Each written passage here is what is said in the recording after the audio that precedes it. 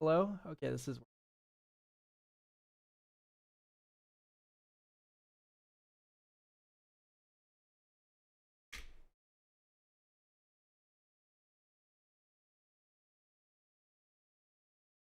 Oh, I should probably open chat.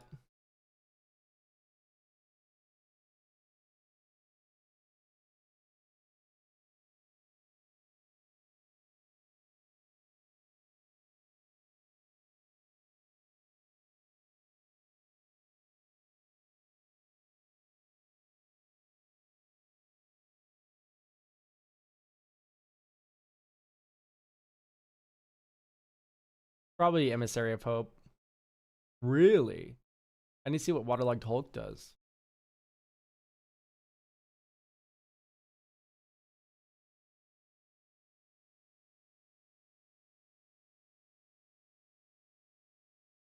This card sucks. This card's so bad. I guess it's a 1-mana mill engine. That's like not that good. That's Heroic Intervention.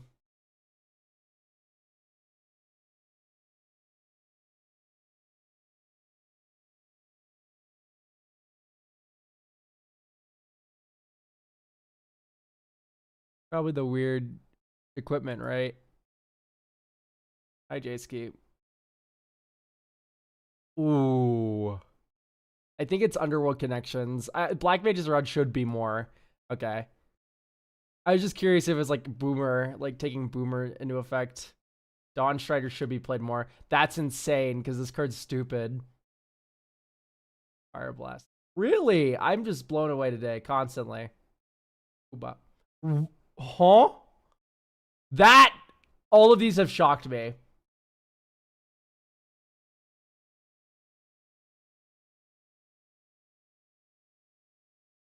I dog with Coke.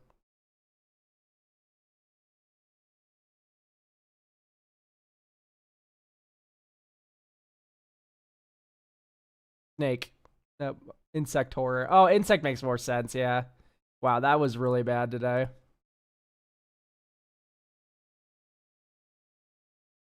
HUMANCLERIC. Whenever another creature enters, you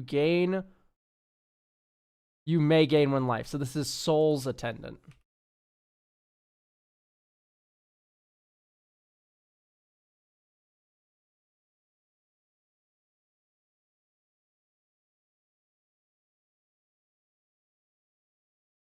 This isn't Dovin's Veto.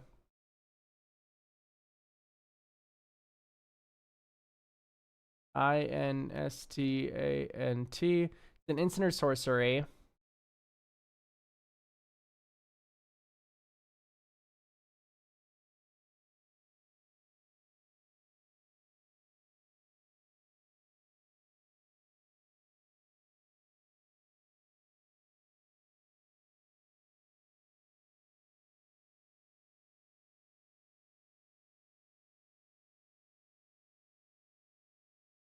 Hmm.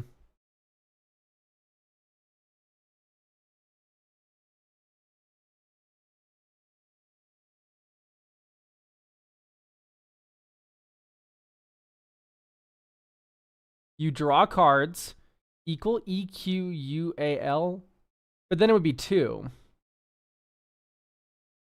So it's not you draw cards equal to. And that would not be right anyway, because you draw cards. No, that's right. You draw cards equal to, but there's no 2.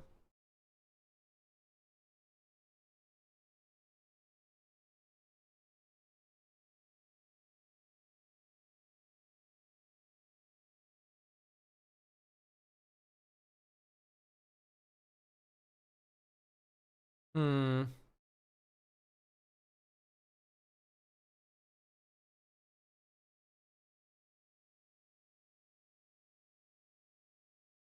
Are we still playing Peak today? No, we're not. I forgot to change that. I knew I forgot fucking something.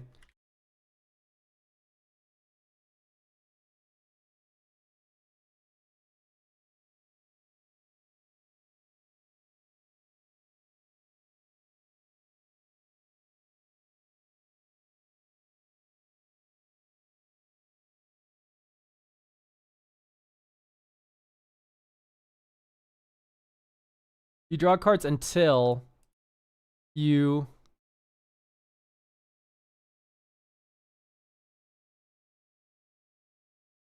you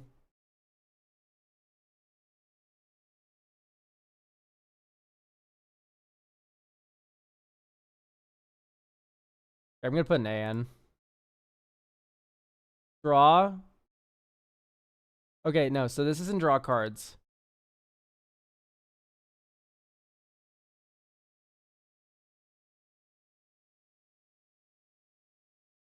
Oh. You. Oh, we hit up here too.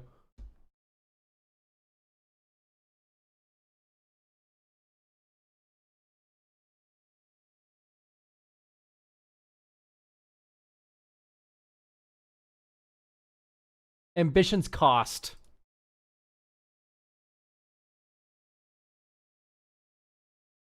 I see. That makes sense. I'm gonna save the crossword for later. I'm way too sick to like stream for too long. Let's get this Grandel out of here and then we could play some, or we could do the viewer deck reviews. Steak bowls or sausage? Probably steak bowls. Those look good. Salt beef bagel or crinkled chips and pie. Probably the salt beef bagel. Cheeseburger or spicy sausage? Probably the spicy sausage.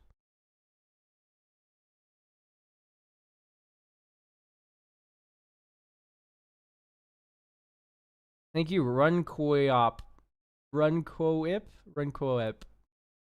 The tier 1. Why is the whole podcast? Dude, I don't know, man. I don't know. Sausage, chips, and curry sauce.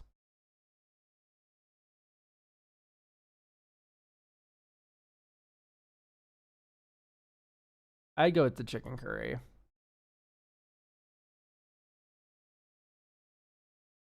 Pretzel or sausage and batter? I'm going with the pretzel. Really?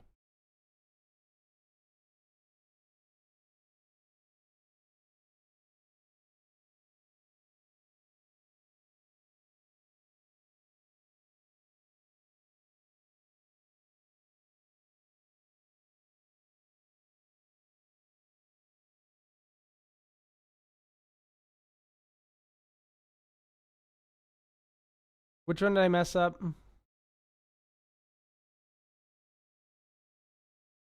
That's fucked up. That pretzel looks nice. I would rather have that pretzel than this sausage and batter.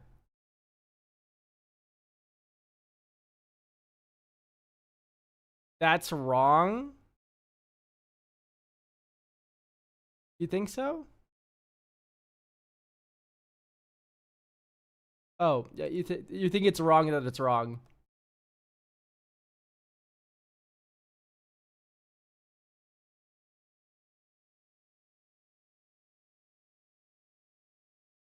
Hello, everyone. So I know I have a makeup today. I'm hands and knees begging you. Let's do it next Sunday because I don't want to do an extra deck today. And that's also why the free deck review is also not on.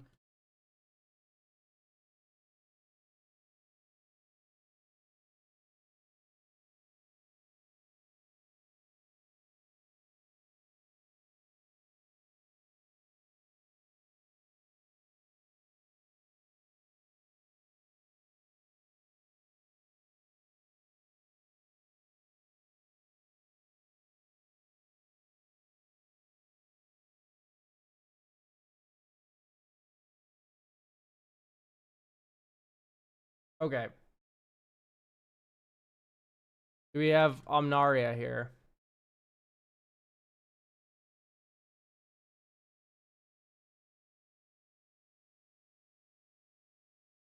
Baracos folk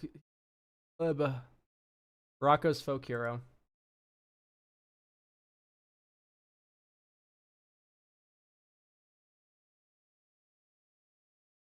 Do we have Macabalone? Macabalone.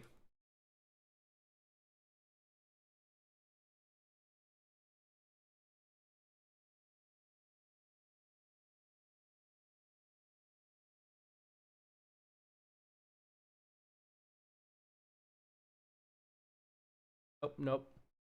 Red. We have red.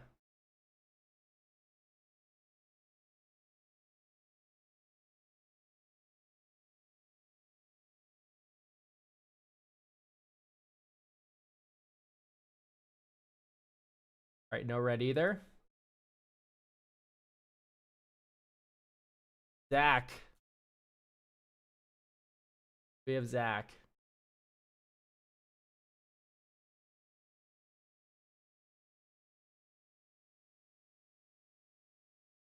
No Zach. Do we have Jayski?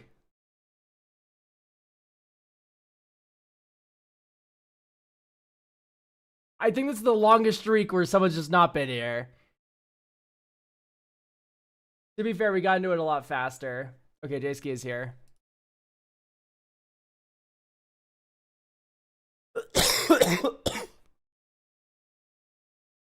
Alexander. Oh, wow. 3-dog again. Been having a bit of a 3-dog moment in my life. Oh, nice scam train. Alexander, thank you for the tier 1.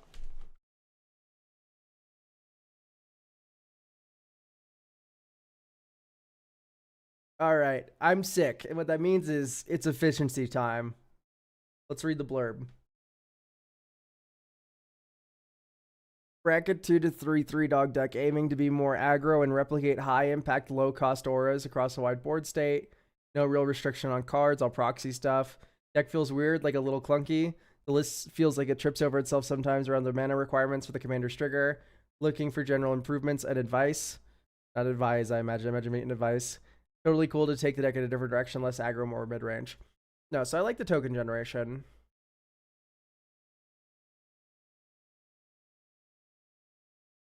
Don't like Indebted Spirit as much.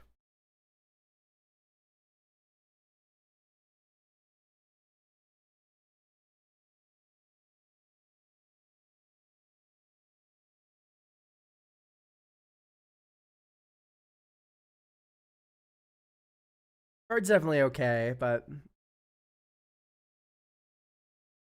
Well, we're going wide with auras, right? So this one also doesn't really...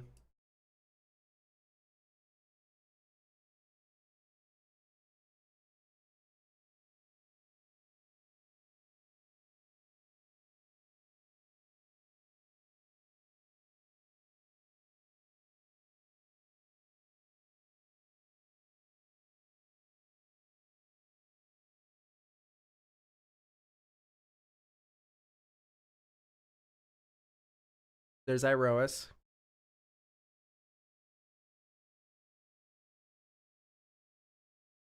Keeper has to be too slow nowadays. I remember when Keeper was a $10 card.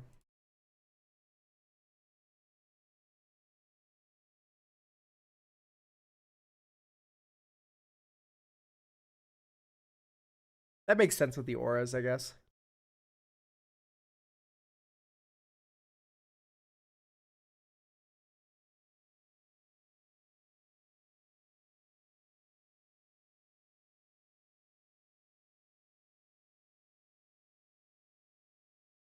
Wait. 145 main deck. I literally just realized that. This got copied over wrong. Oh, no. Why do you do this to me, Architect? Fuck off.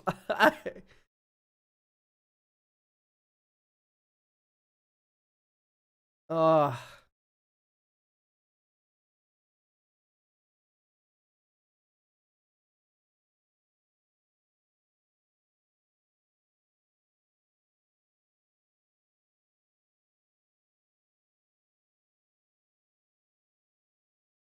Architect sucks.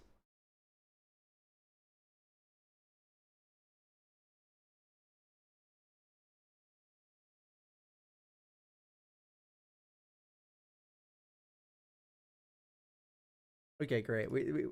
I'll notice how a lot of the cuts I made were in the maybe board.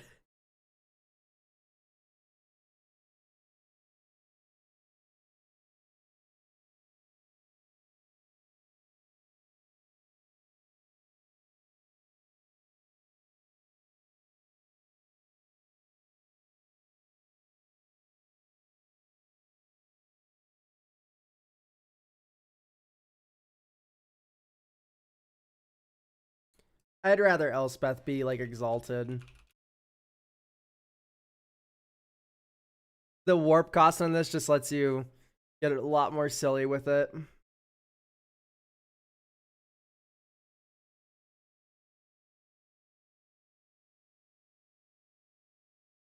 Moxfield, it looks better. Okay, what's the point of these artifacts, honestly? I'll have 2 pieces of ramp. Like, you have Sand Scout, we're good.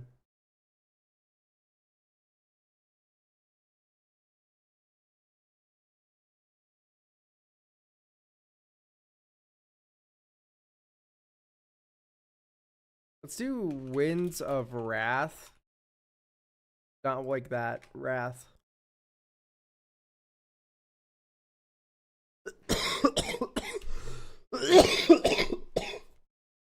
Yay. Feather Flight's already in.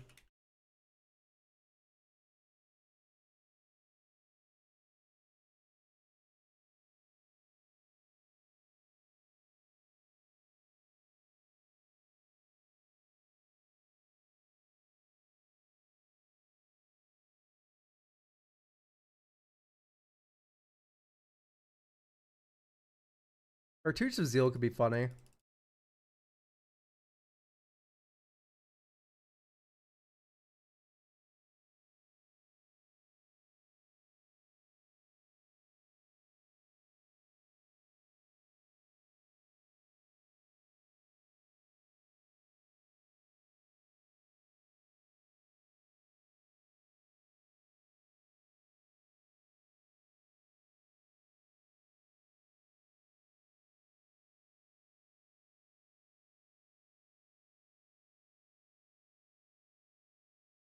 Yoink.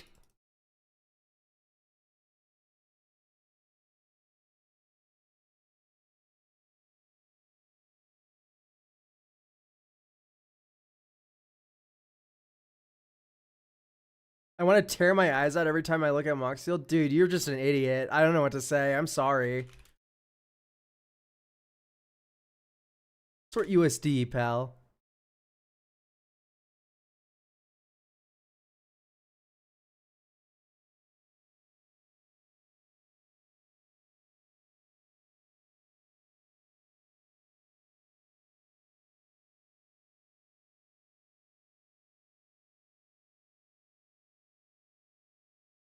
Grim Reaper Sprint doesn't work, right?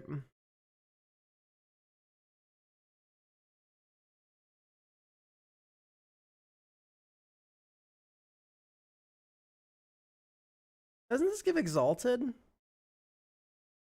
No, okay. I'm stupid. I thought it was like an Exalted kind of card.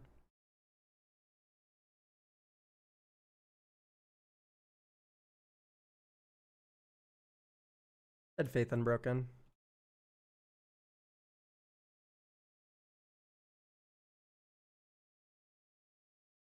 Draw.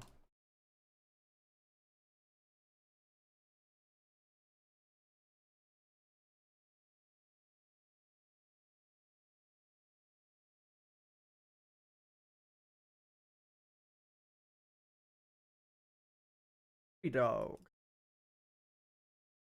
Here we go. Red, Legion Loyalist.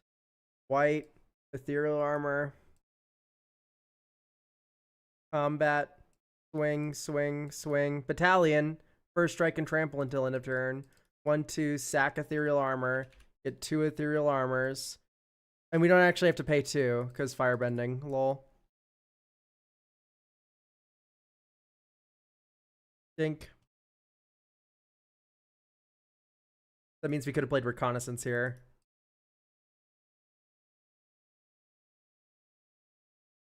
Next turn. Guide of Souls. 2, 3. Unquestioned Authority. Draw a card. Combat swing, swing, swing. Reconnaissance, 3 dog out of there. Pay with Firebending.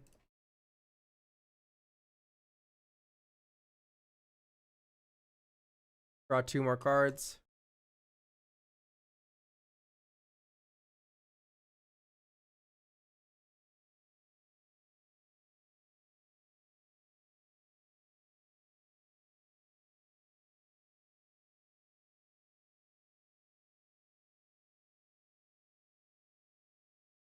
Well, people are exploding now. So here's what I'm seeing. We are doing the thing. However, we are very susceptible to being blown the fuck out.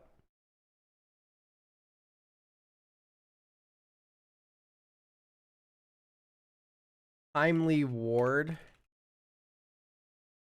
should probably be in. Flash if it targets a commander, enchanted creature has indestructible. You do that on 3-dog, then you swing with 3-dog, you sack, you give everything indestructible. Get rid of friendly neighborhood for that.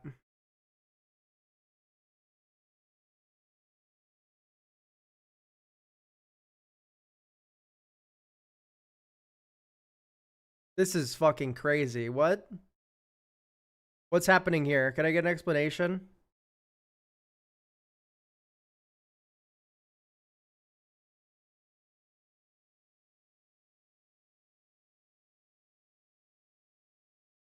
What's happening?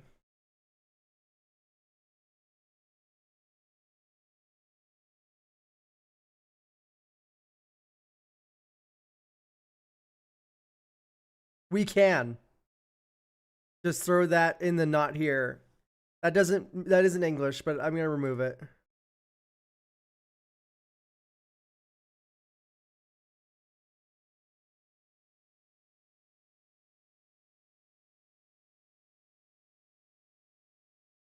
Wicked Roll's very cute.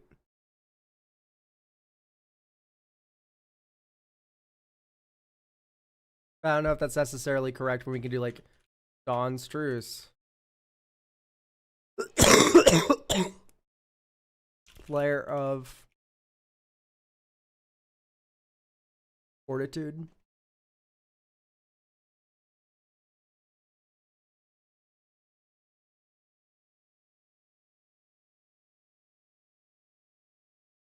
And no.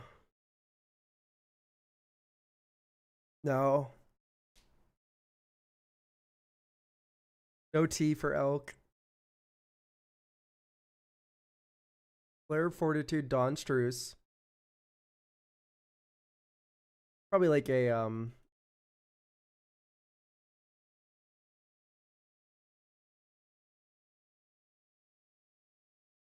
red, black, hexproof. Surge of Salvation. You and permanents you control get hexproof until end of turn, but then prevent all damage that Blasphemous Act would deal to creatures you control this turn. Hi, Elk. I just moved to Denver and swear you shouted out a local's game store before. Which one was it? That one's closed permanently now, so good luck getting to that one.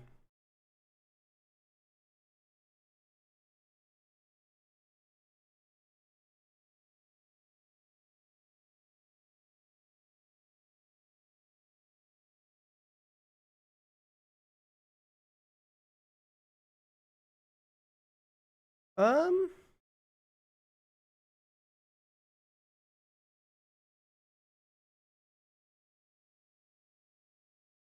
if I playtest this again and it feels good, I'm gonna just say like I don't know what to say for you. Okay, card. Okay, this hand's a little awkward. Try it out.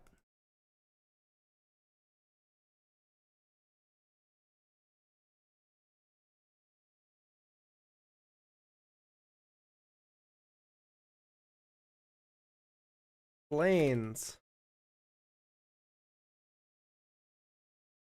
What the hell am I looking at? I don't know. I don't have enough context to answer your question.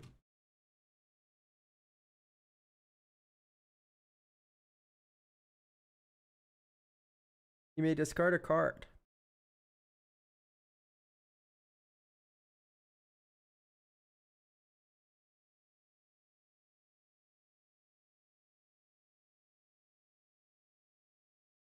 Umbra Mystic. Nah, let's drop 3-dog.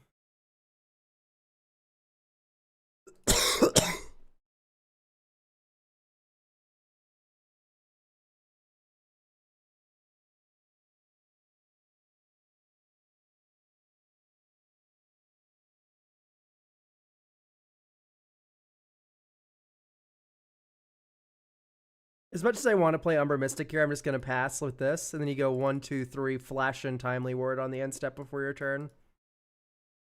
That triggers Light Pause. Elk, are you ill? I don't know if you read the title of the stream.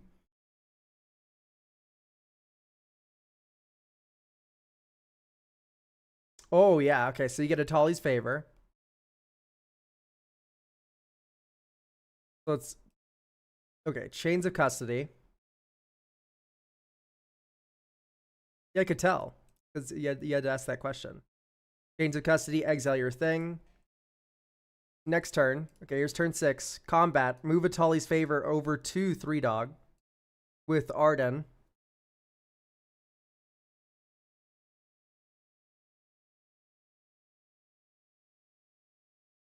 Or we'll play this first combat. Pre-combat main phase. Alright, combat. And then you reconnaissance all of them.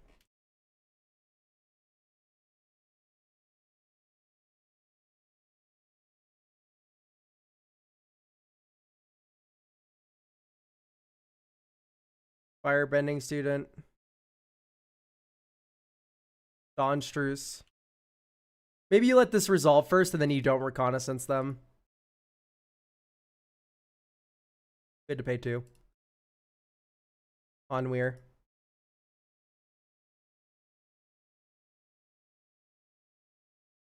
Great. Pass. Anyway, here's all that glitters. Or ethereal armor.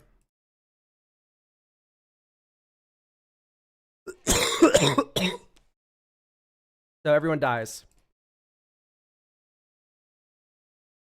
And Light Pause should have triggered. Like for Chains of Custody as well.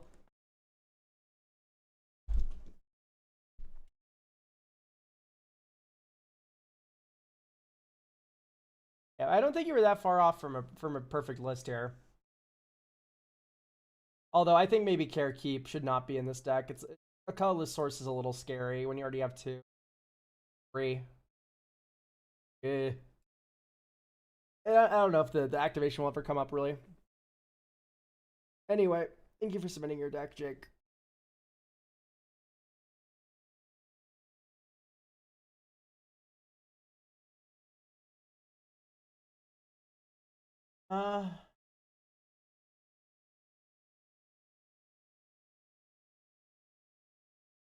Hell is happening here?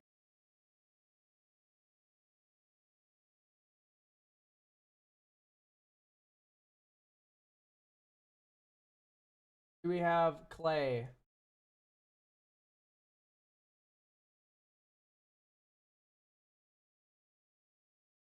Hi, Jason. Clay. We have Clay. Okay, hi, longtime viewer. I promise I'm capable of creating functioning decks, but this one wasn't born right. Requirements. Pramicon vehicle beatdown. Secondary fun con is making copies of Slicer and Thraxios and making them turn sideways.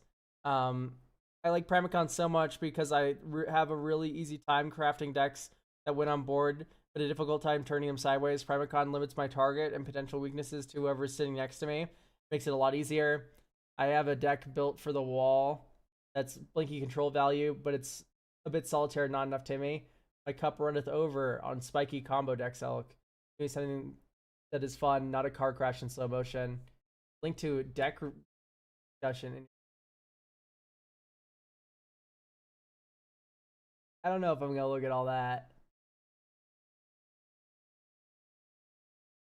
but let's get an idea of what to do here.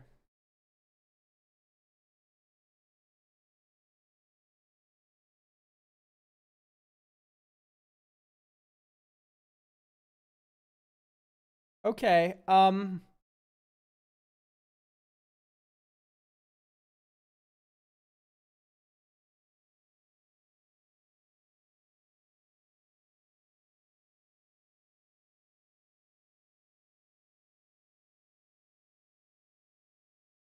so why aren't we running the stupid Hang on. First things first, duplicate.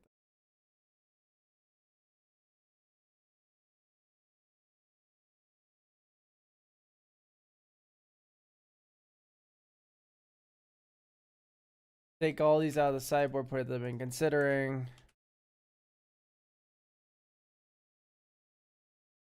My God, I hate computers. No, I didn't mean to. Just get out of here. I'm not even gonna look at it. Okay, so you have two little lands.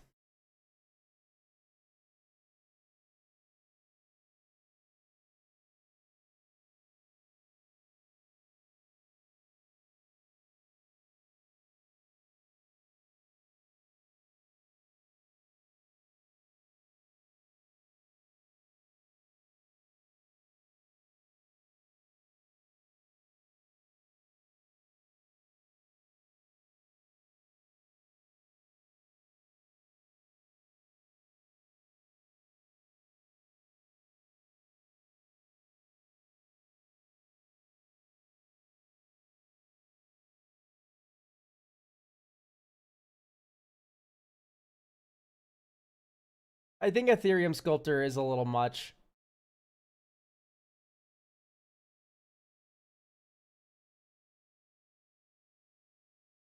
It only cost reduce 1/3 of the deck. Not typically where I enjoy those kinds of things.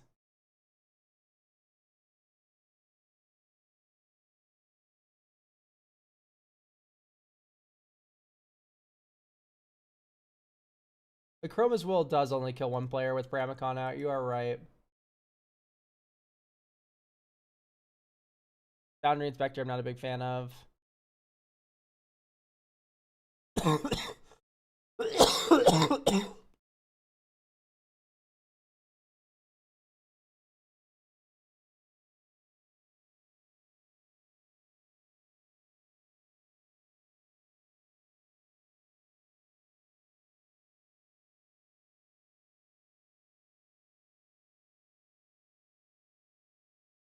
Get rid of Life of the Party, I think.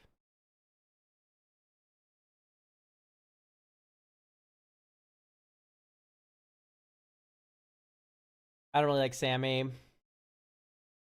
Not in this deck anyway. Sammy's better as like a Storm kind of payoff. It's not like this. Chandra's cute.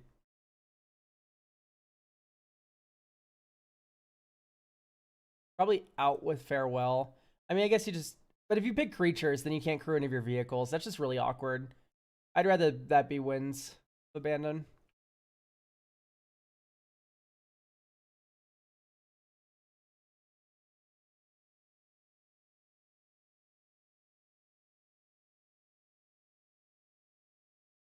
Out with Biden. Did this also copy? No, it didn't. Deep breath. It's okay. I was like, why is there 101 main deck? But you must have just had like a card overflowing of cards. I think Imposter Syndrome just kind of win more. You don't really need that with vehicles. Recon mission. At least that's a vehicle, you know what I mean?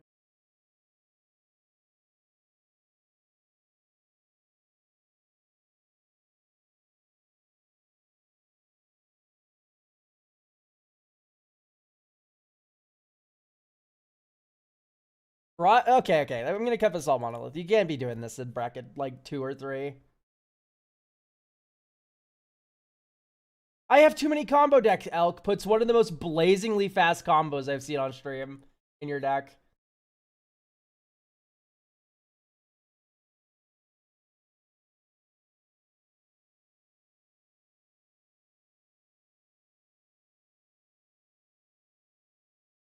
All your cool artifacts are really expensive, so Lady Octopus doesn't really do anything for you either.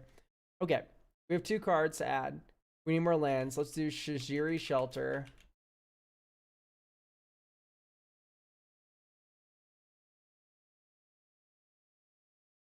You're not just a silly guy.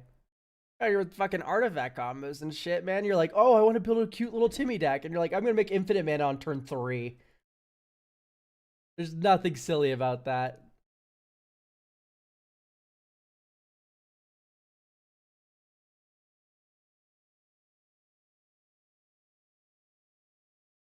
Okay, so Yuri, Shelter, and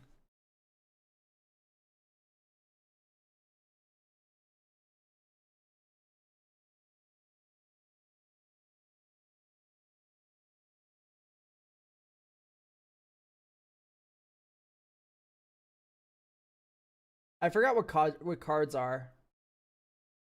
Like Valakut Awakening.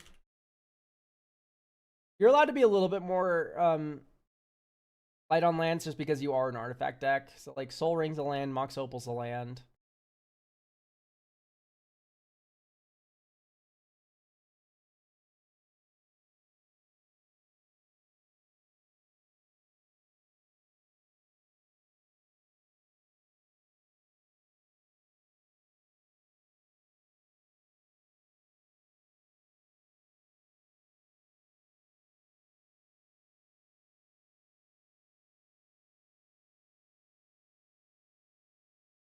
Type Island.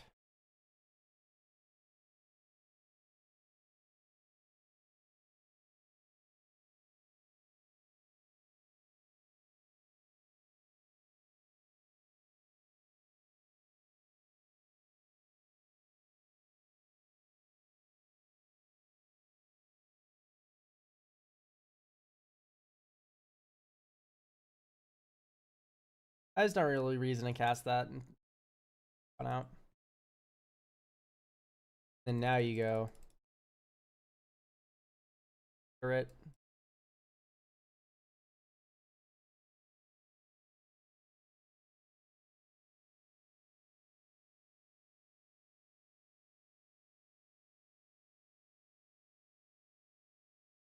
I'm growing weary of your ability to fucking crew artifacts.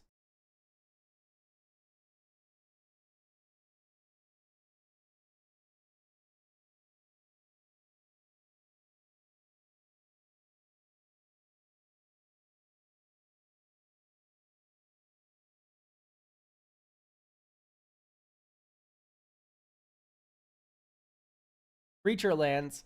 Hear me out. Creatures. What if instead of paying mana to make our vehicles into creatures, we use creatures that don't require mana? Token makers? No.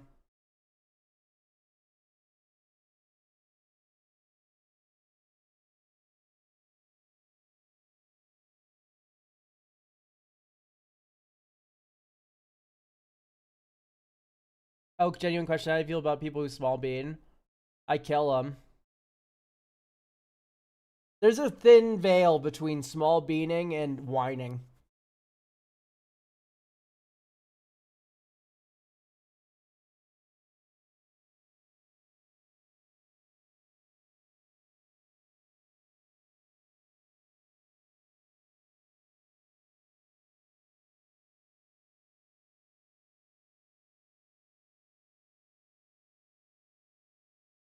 I thought this gave lifelink.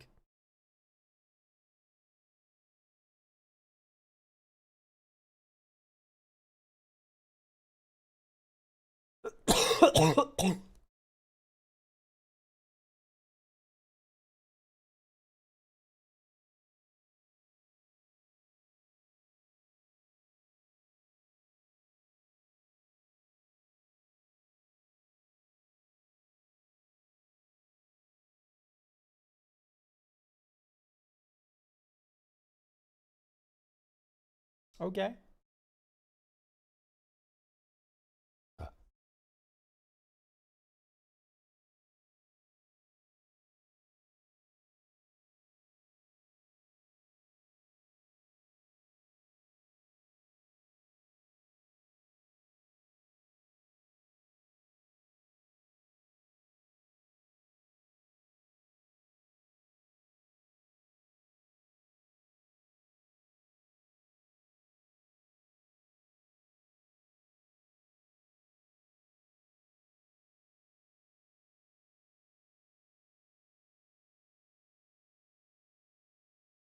I really don't like hot shot mechanic. It kind of just doesn't do anything.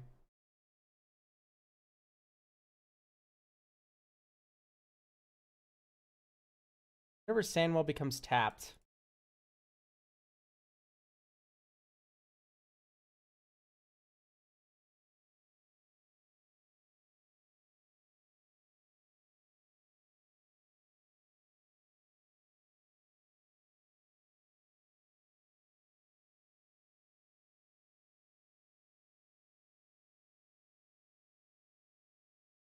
Ugh.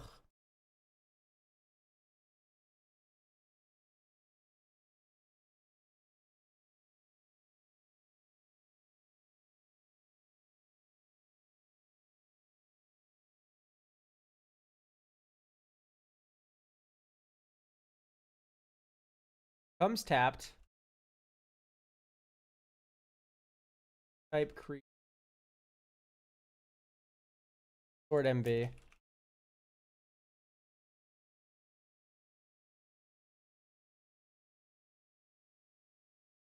Brain Grant's too small to pilot shit.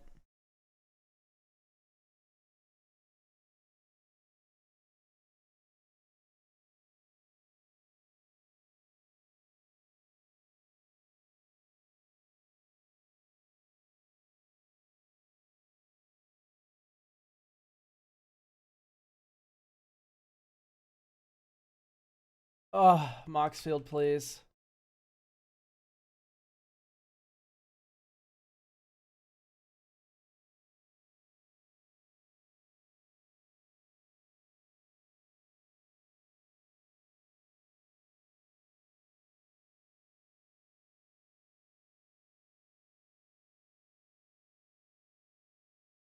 Interface ace is not like the worst thing.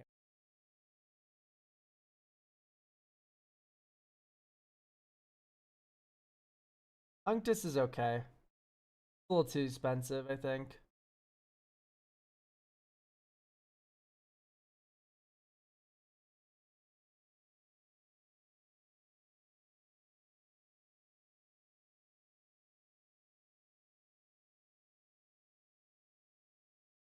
I think it's interface ace.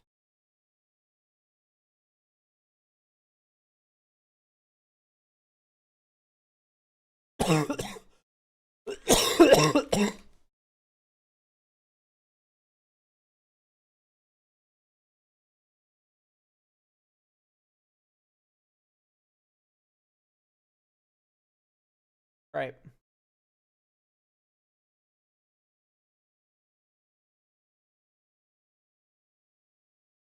The light is really good, but we have Emery in the hand.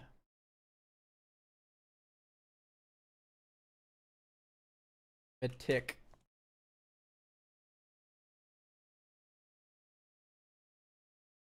For Helion 2, sure.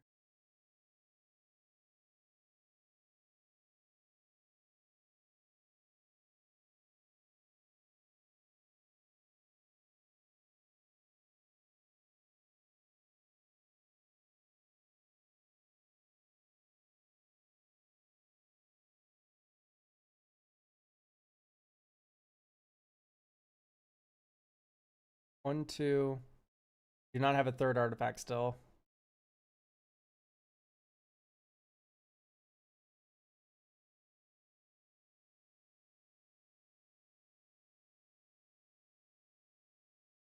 One, two, four.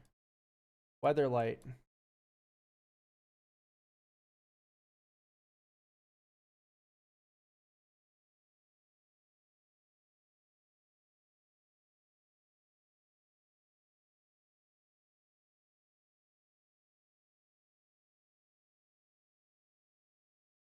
Think.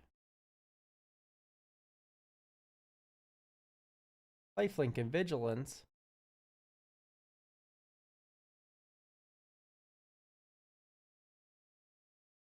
That's a historic permanent. Emicon.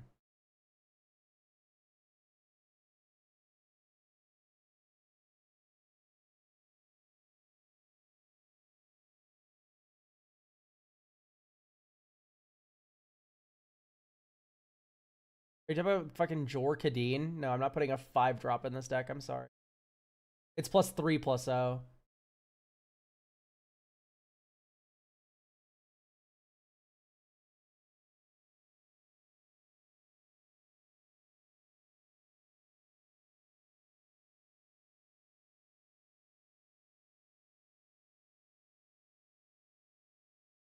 Fair enough, but better crews. If your thought is I can give my entire board +3/+0 so I can crew my fucking vehicles better, you are insane. I'm sorry. That's not the line of thought I have with Jorkadeen. Jorkadeen, I'm like, I have 5 Thopters in play. You're dead.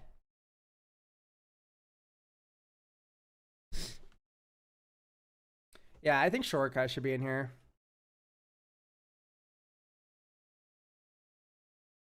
Card's just kind of busted. Hey.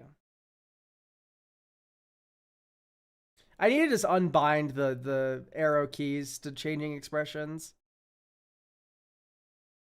Because I never use it, and then I accidentally end up in like angry or smug mode for like 3 hours.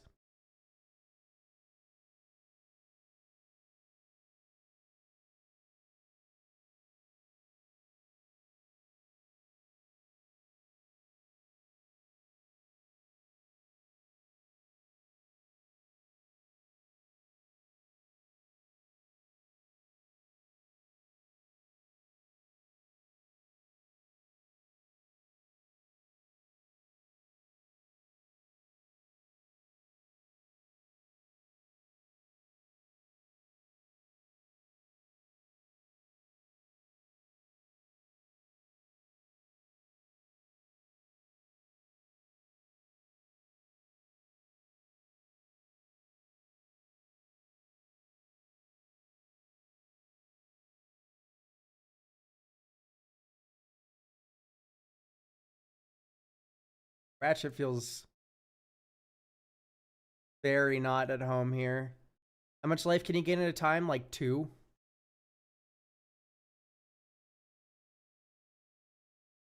We're already 3 game changered up, and the 3 game changers are pretty great, so I think this one's good to go.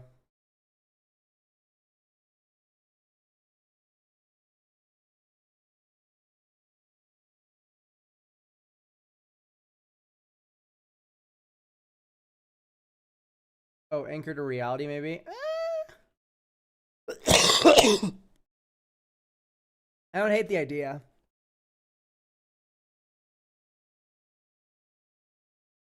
Nothing to sacrifice, though. What the fuck are you on? 29 artifact. Anyway, thank you for getting a deck review. Omnaria? Do Omnaria now?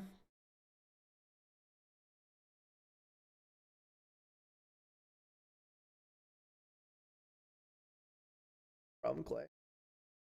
Yeah, I almost canceled stream today.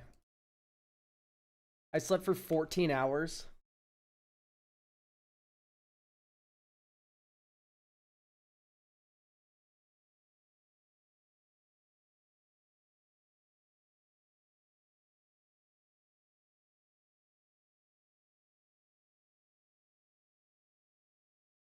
Okay. Okay. The goal is to swing with Baracos ASAP. Cantrip off my dorky creatures, use treasures to keep interaction as I outvalue opponents. Win with treasures, sack effects, and or Barocco strain plus creature damage. My second EDH deck, and it has been pretty good. It has a pretty good record in my couple dozen games versus friends and a few random tables at my LGS. I looked at a lot of commanders before settling on this deck, and the mixture of value-centric creature combat-based and a decent suite of interaction has me loving to play it. I rarely feel like I'm winning without the possibility of my opponents making a play, nor do I often feel like I'm losing without the possibility of doing something, unless I stall with like party spells in hand. I not only stand a chance against not only stand a chance against combo decks, like my friend's optimized Rowan deck, but I actually have a positive record against it, which is very surprising and refreshing. Prefer to stay away from more expensive generic staples like the One Ring DT, etc., unless they really mesh with what the deck is trying to do. Prefer to no infinite win / instant combos. Salty cards that ideally still empower the opponent's deck power degeneracy. Find to spend double-digit money on cards that fit well. The new to EDH are like a sanity check of the basics land count. It's too low. After that, I'd like some advice on cards that I'm not. Oh my god, holy yap! No offense. This is probably the longest primer I've ever gotten. Based. So yes, land count too low. Should be around 40. I haven't even looked at the deck yet. I'm confident that's true. Yeah. You can maybe get away with 38. Advice on cards that I'm not playing that Baracos that that most Baracos deck play, and a few others that I don't have for some good reasons. Okay. When playing the deck, the biggest issue was stalling because I ran out of dorky creatures, chain, or I had trouble getting/keeping Baracos out. I recently retooled the deck to increase the density of folk hero triggerables, taking out some recursion, and Baracos turbochargers. Like Strionic Resonator, dude. The only thing that Strionic Resonator is turbo dog shit.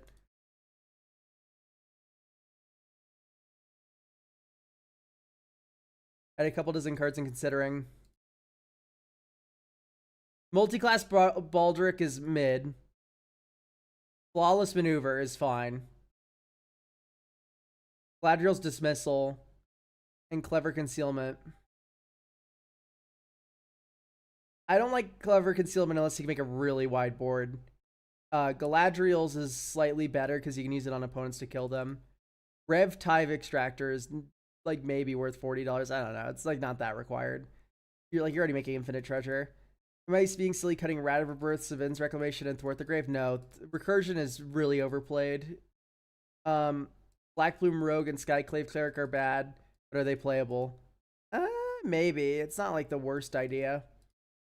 If I don't know my meta, do you think cards like Containment Priest and Alms Collector are worth it? Flash party members that can also... Yeah, that's fine.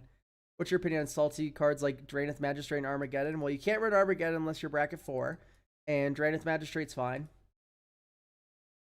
Yeah, I kind of want to play Armageddon in this deck since I'm going to have to kill quickly afterwards. You are not going to be able to play Armageddon unless you put like $2,000 into this deck. Or you have like a table that's really fine with rule zeroing. What game changers would you cut if you're going to follow the bracket 3 deck restrictions? I see. Okay, we already have a ton of... I'd cut Bowmaster, Tomb, Tithe. You already make so much treasure. So keep T-Pro, Draenith, Oppo. Like, that's what I would do. Tajiri, Shelter.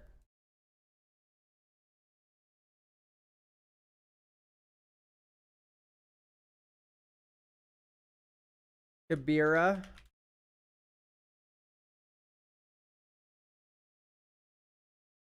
Clever Concealment and Teferi's Protection are different cards.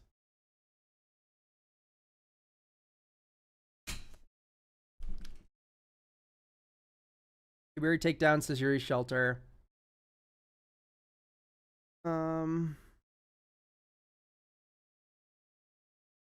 You look more like a curve out deck than a ramp deck. Like, what I mean by that is, like, I think you'd rather just be playing creatures on curve than ramping. You know what I mean?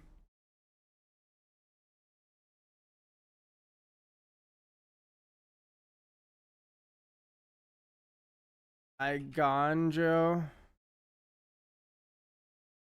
Oh my god, I spelled it right. Oh, it's already in. Razor Grass. Bogart. Is Bogart Trawler a rogue? That's just a goblin. It's just a goblin.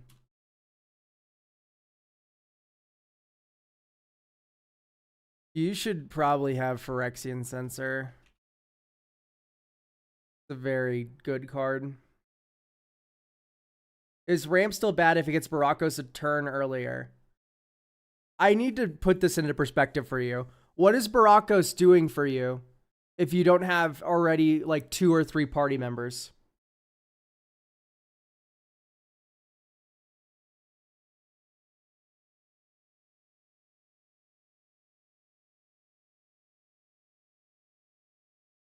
Wait, Phyrexian Censor in.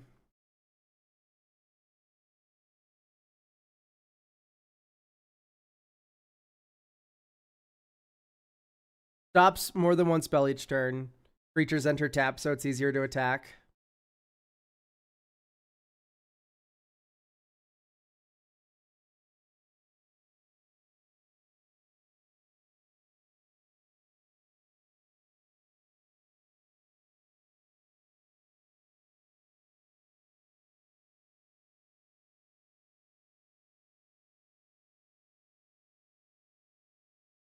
Let's see. Are there any ramp party members?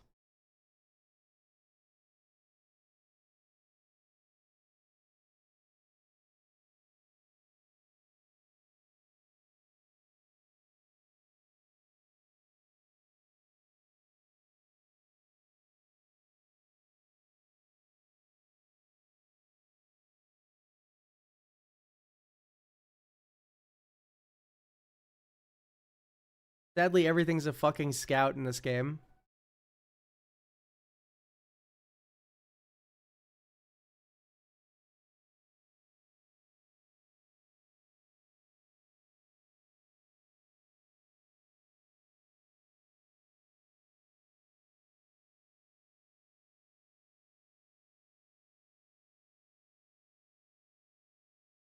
Weathered Wayfarer. Human Nomad Cleric. Okay, hear me out. We cut T-Pro. We put back Ancient Tomb. All right.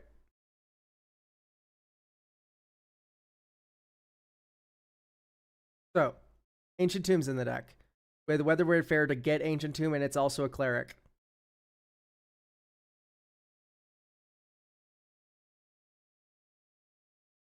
Hooray.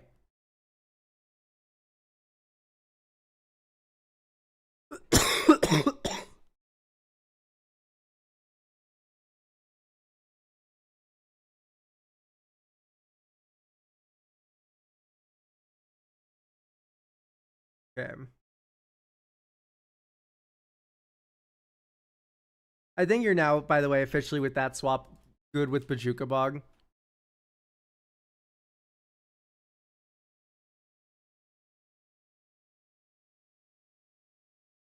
Yeah, if like Frog Tosser wouldn't be the worst thing. It would be like fine. Does Barakos' first line of text apply anywhere?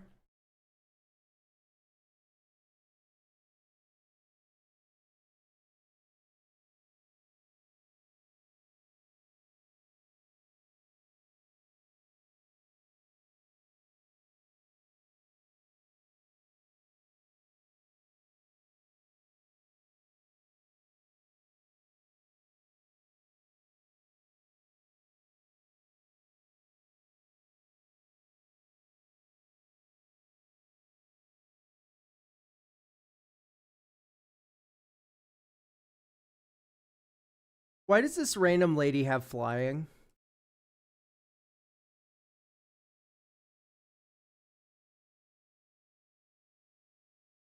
I guess she has a giant eagle mount. Sure.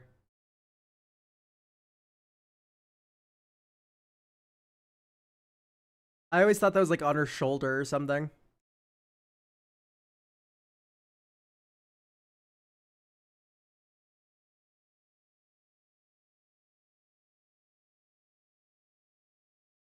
Raven Charm.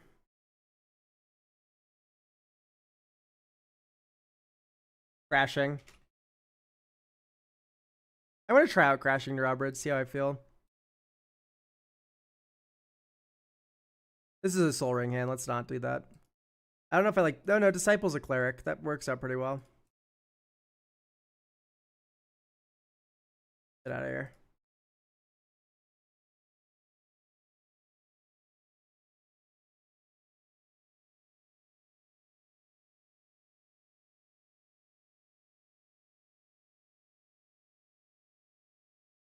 Then here you're holding up protection.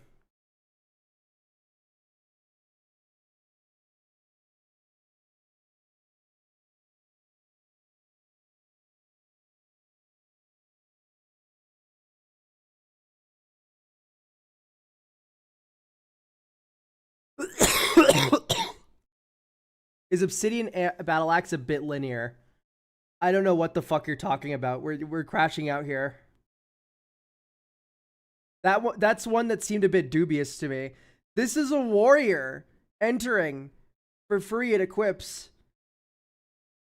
This is totally fine. What are you guys on? Huh? Makes it into a 4/5. Wing. Oh, they're just untapped treasure tokens. That's insane.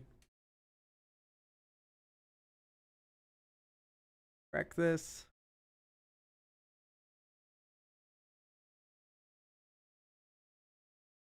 Black 1. Demonic Tutor.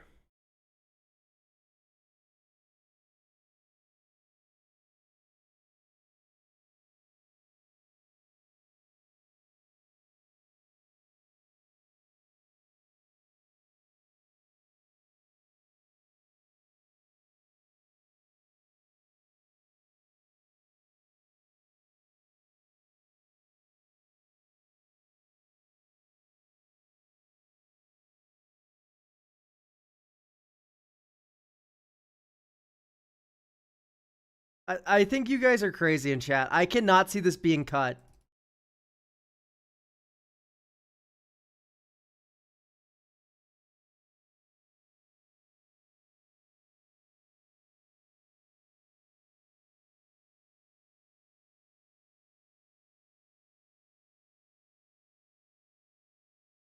Anyway, pass. This is 20 damage at will. I would cut it for reconnaissance. Okay, so here's the beautiful thing, is it's already in the deck. So I don't know what you want from me. And they're very different cards. This is a haste enabler that you go 1-drop cleric, 2-drop wizard or rogue, 3-drop fucking obsidian battle axe. Turn 4, Barakos is killing you.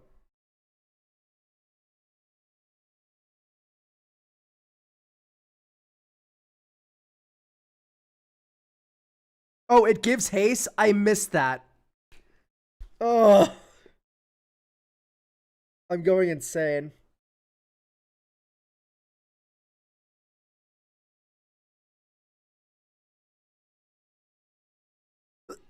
Okay. I'll stop talking. Sorry, no, it's fine. It's for comedic effect. All right. Shadowy Baxter.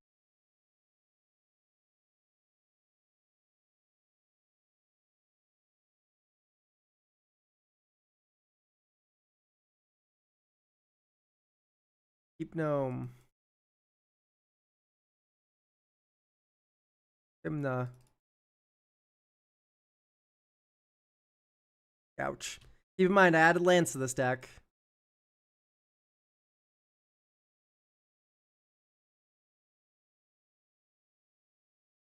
Get the Althea play. Keep in mind, I added lands to this deck. We're like 36 lands is enough.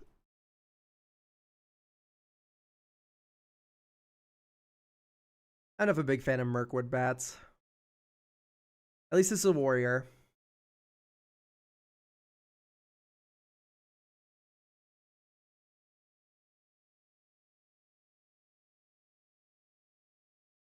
Barakos is really good.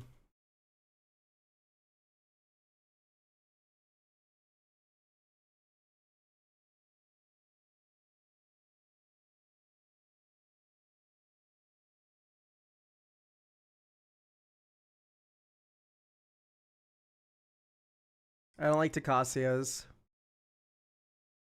Like, I'd rather you run Bygone. Bishop. Spirit Cleric.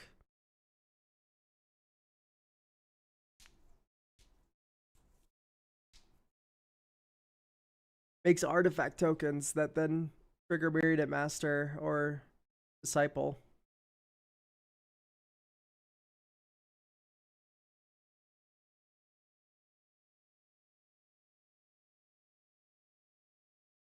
Yeah, true. Like, turn 2 play is typically Folk Hero 2.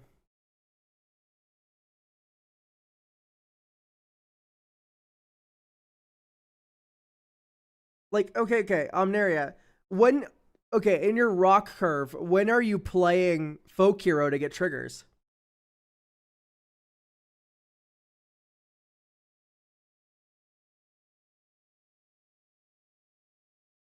Turn after Barakos? I guess.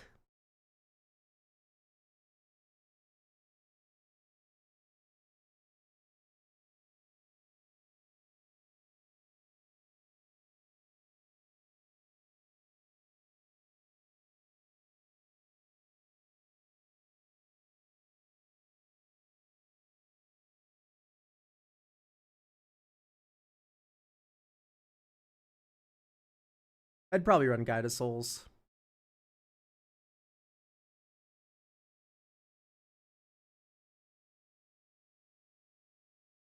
Let's play test.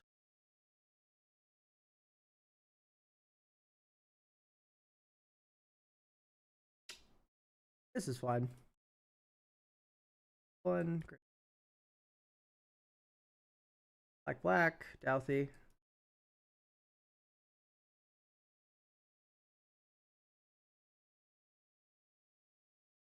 Bygone Bishop. Broncos.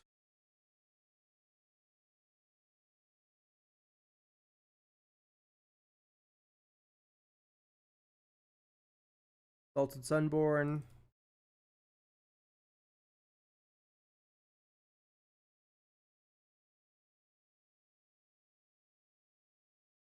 Wizard, Orc, Cleric, Rogue.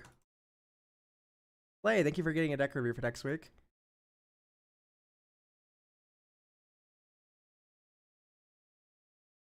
All right, let's get stupid.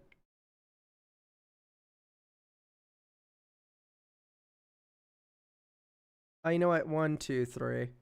Nat ears. Draw a card.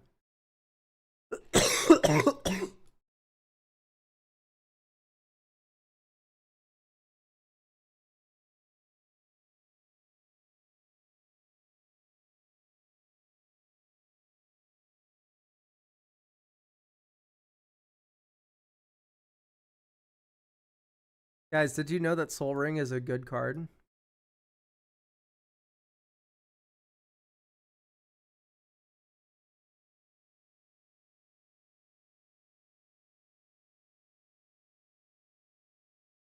Guys, did you know Soul Ring's fucking stupid and broken?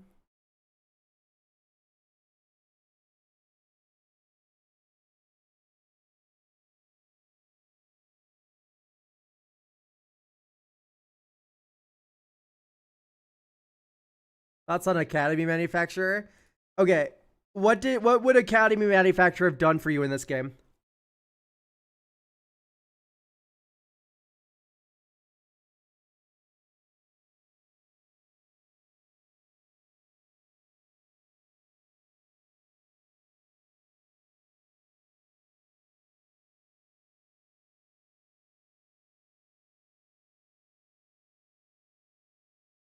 We would have like 18 food tokens on the board that we would not be able to crack.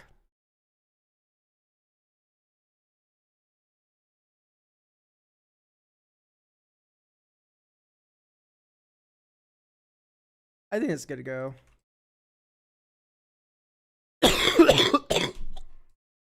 Ugh. Macabaloni.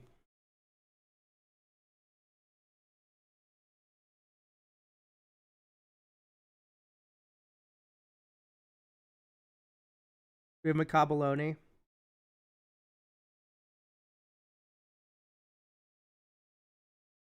All right, I'll push you back. Oh no, you're here. Ha ha ha.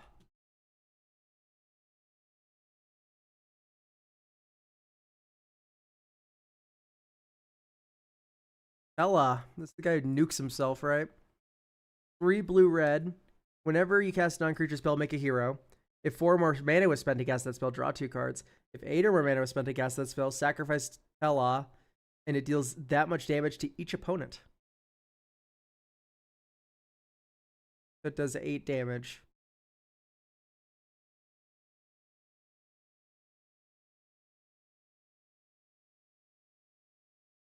Let's see.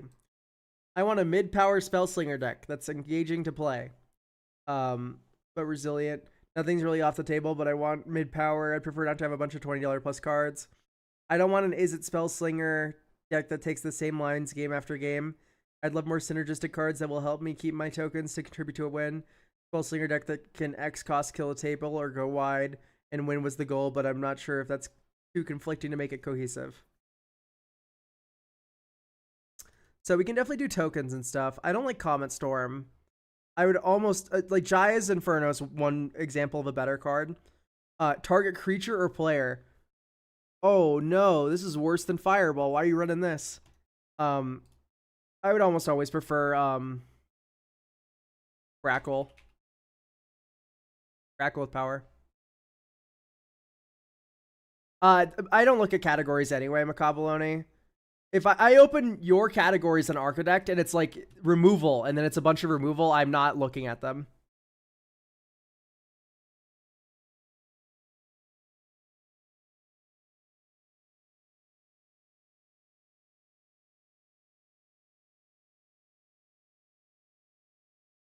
I have a bunch not in deck. Oh, it got copied over again. Oh. Why, God, why?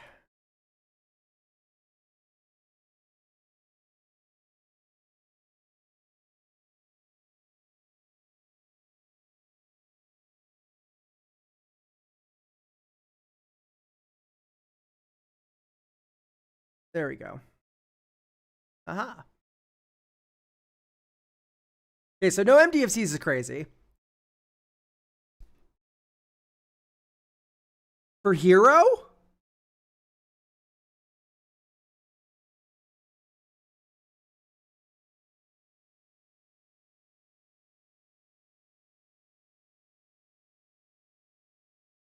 That sucks. I'm sorry.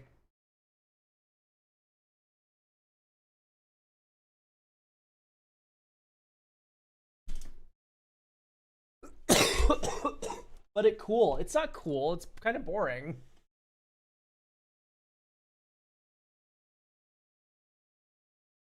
Like, I would rather, yeah, battle him. We have battle him already.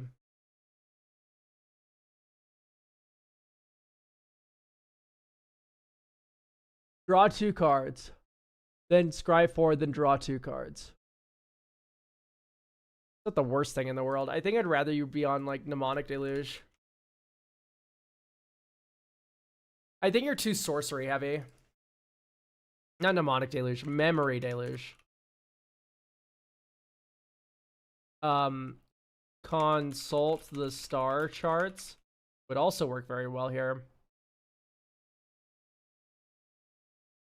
Where you can kicker this thing. Or you can play it for 2 mana. You need more cantrips too. Preordain, Ponder.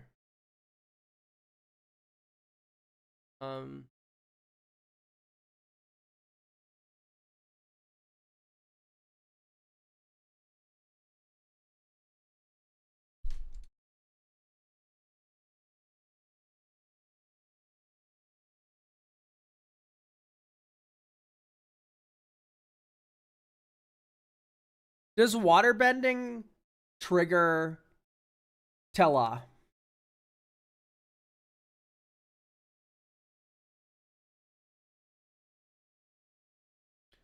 Is consult the star charts just stock up but power crept? So, Ellis, I don't. Did you read both the cards? Because they're very different. Stock up is 1 less mana but a sorcery.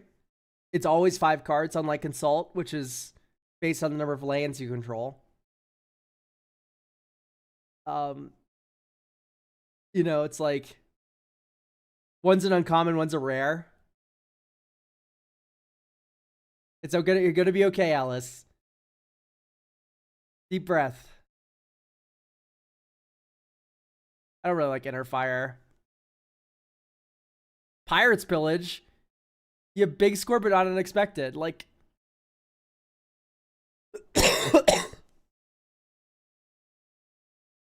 yeah, you're fine.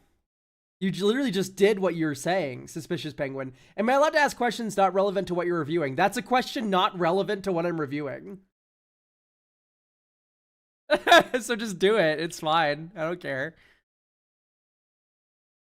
Yeah, you're just way too sorcery speed, which I really don't like.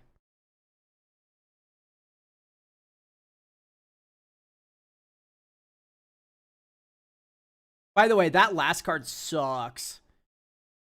Oh, there's nothing I want more than my fucking draw spell to be countered by removal. You get 2 for 1 by removal. Oh, I'll draw 5 cards off Tella in response, and then you lose.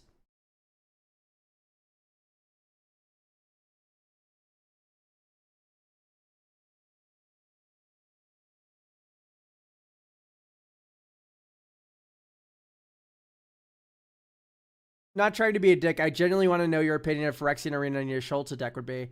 Why aren't you running Curiosity, Ophidian Eye, and also Tandem Lookout first? Even Stock Up. That was already mentioned. Consult the star charts. What about your Schulta makes you like Phyrexian Altar, or not Altar, Phyrexian Arena in that deck in a way that doesn't already fit my criticisms? That's my question for you. I have already given I have exhausted every criticism of Phyrexian Arena. What does your Schulta do differently that evades the criticisms?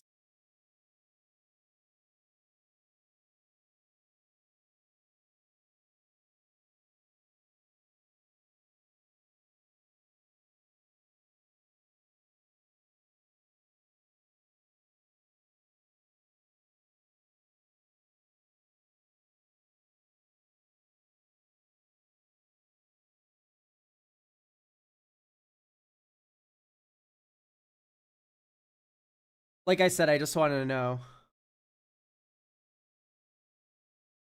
Okay, my opinion's the same. I like that. That's it.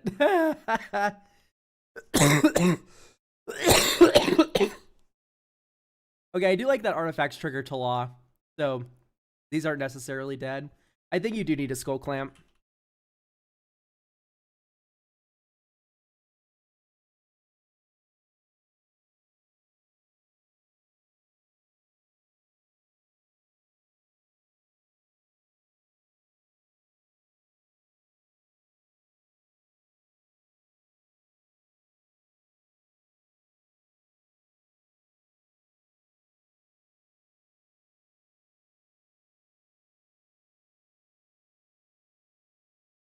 Okay.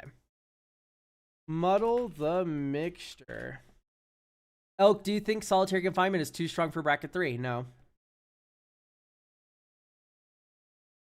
If they get annoyed by it, they need to run more enchantment removal.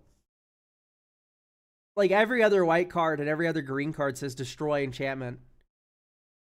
Hell, there's fucking black cards that do it. Like, dude, run your Withering Torment. I don't know what to say.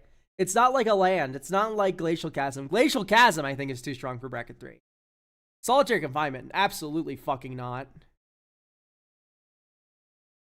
Here's what's even better about Solitary Confinement. If you have permanents that are fueling your card draw to keep it around, like you have for Phyrexian Arena or two, right? And they blow those up, they also get the Solitary Confinement. So yeah, no, they're just dumb. I'm sorry that you're playing with EDH players.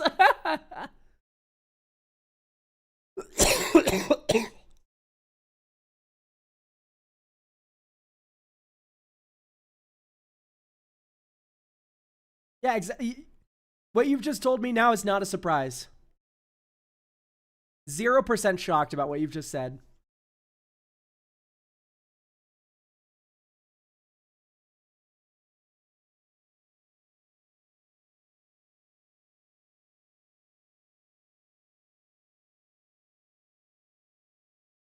Okay, hear me out. Twin cast out,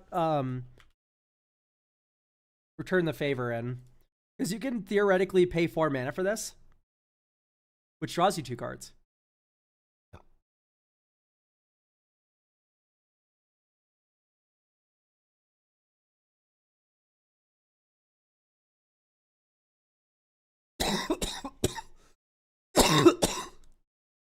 Ugh. I'm going to sleep for another 16 hours after this.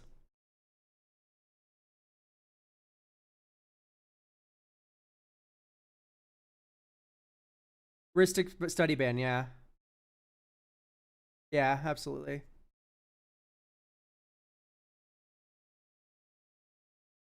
Type instant.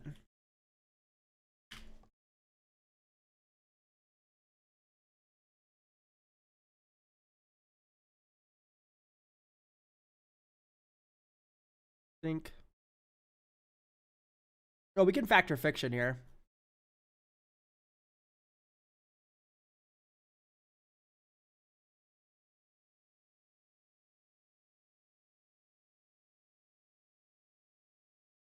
Yeah, my Discord is very cool.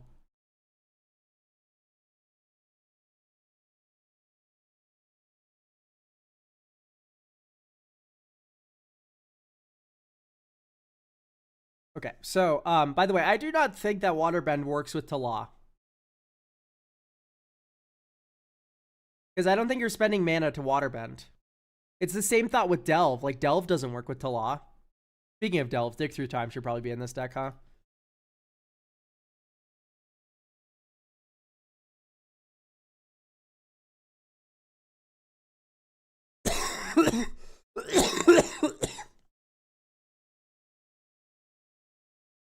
Dig Through Time goes to the deck because we have Surge of Victory, by the way.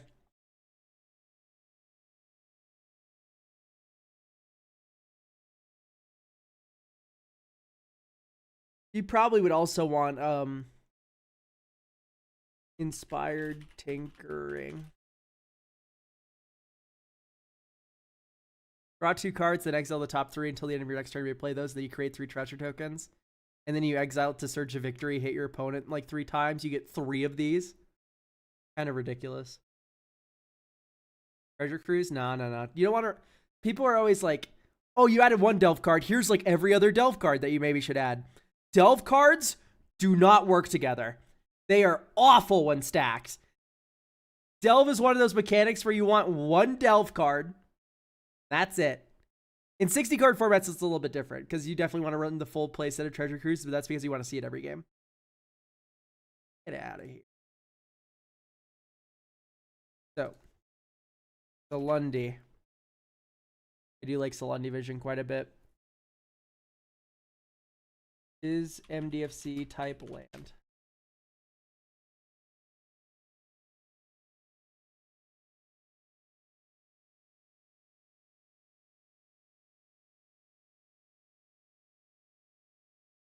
Think it is stupid. So strong. Sundering Eruption's really good. This gives all of your heroes unblockable, and then you surge to victory and win. That's really strong.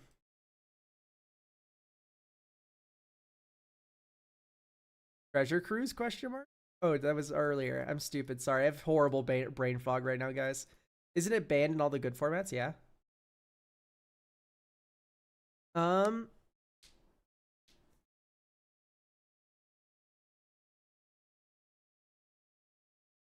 about Invert Polarity?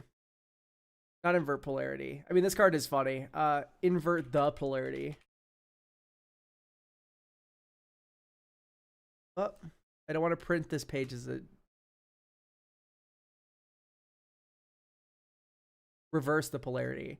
Creatures can't be blocked this turn.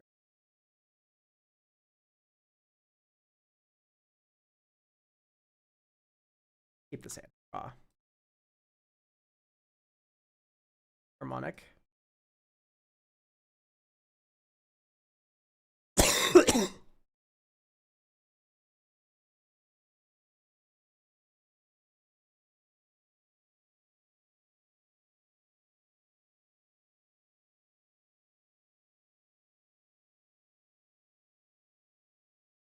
Well, that card's pretty decent.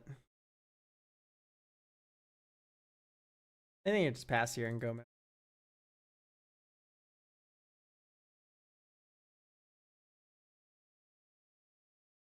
Full ring. Ice Wave.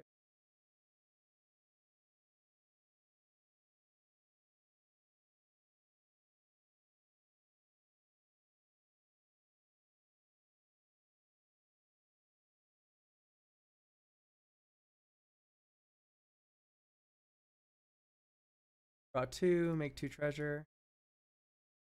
Okay, perfect. Land for turn. 1, 2. Professor Zay. Turn 6, here we go. 1, 2, 3, 4, 5.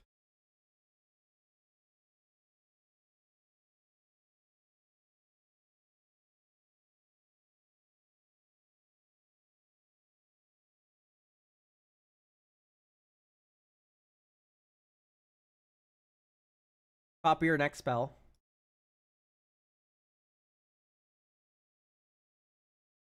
Get a guy.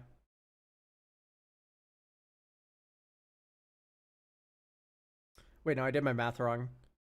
Because right now this is 7 and this is 8. Yeah, no, don't copy your next spell.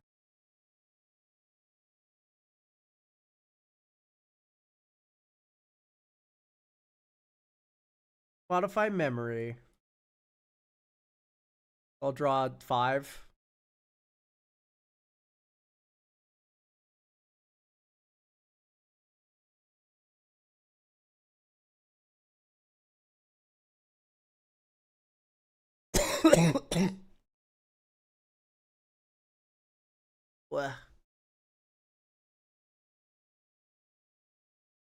So, do we kill everyone here? I think the answer is yes. We get 2 heroes. We would have drawn 4 cards. Anyway, either way, it doesn't matter. 1, 2. Then it's 1, 2, 3, 4, 5, 6, 7. So this is X is 7. Deal 7 damage to each of you. Deal 9 damage to each of you. Deal 9 damage to each of you. Also draw a billion cards.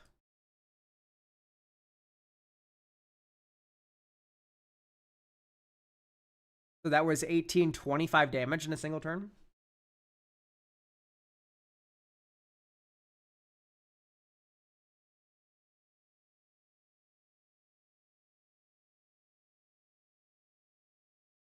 Elk, if I asked you to review a deck that the whole point is to tutor Agatha Soul Cauldron and give all bestow creatures the illicit ability, would that be too weird? It would definitely be fucking weird. Too weird? I don't know. I've heard of crazier ideas than that one.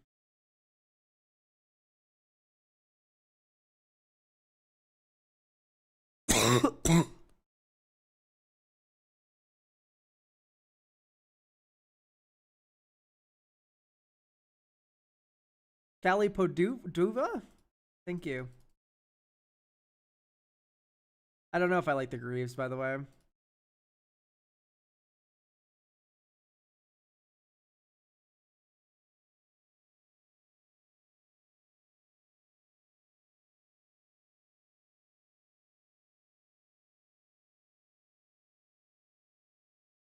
Let's draw a billion. That's 5 cards. A hero.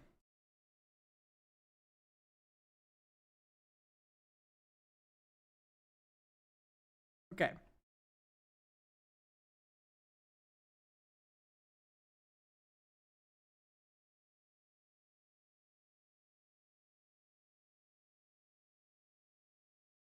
I mean, we have another Jayas here. 1, 2, 7, 8. It'd be 10 damage to each opponent, and then another 8 damage to each opponent.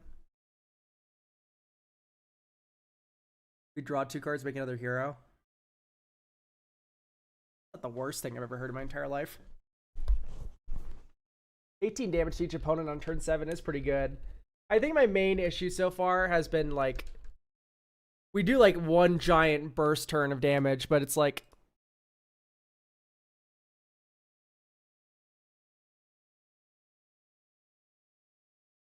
it's never enough, you know? I think Vanishing's too expensive. Confounding Conundrum sucks. Never run it. Unless you're using it to combo. Like, give it to an opponent. That'd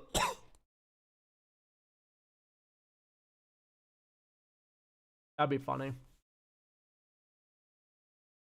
Alright. I'm maybe thinking about just like Gutter Snipe.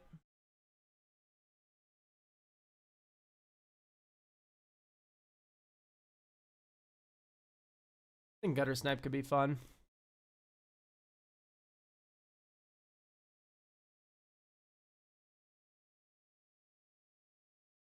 Teething Song. More ritual power. Leyland of Anticipation out. We're already instant speed enough now.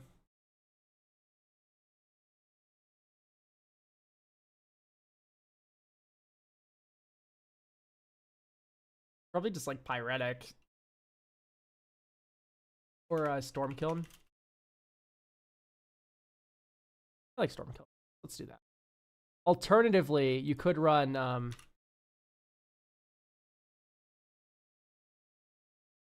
Primal Amulet.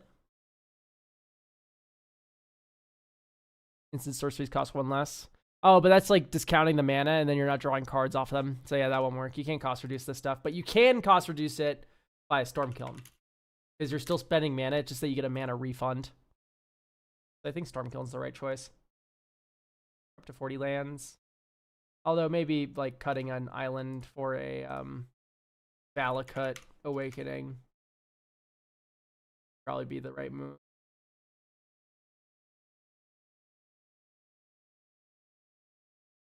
Thank you, Tony Chop. 1029. All right, moving on. Red.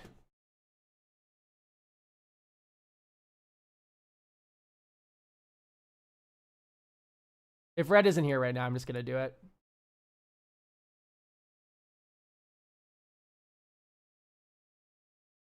Because it does say, I will try my best to be present during the stream. If I'm not there, you can do the review without me. That's fine. And the next one also says that. Oh, no, Zach says that he'll be present. So I'll tell you what, I'll move this one to the very back. Red, you have another maybe 20 minutes, 30 minutes. Get in here. Zach, are you here? Elk, hello. So are you red Supergiant Targ?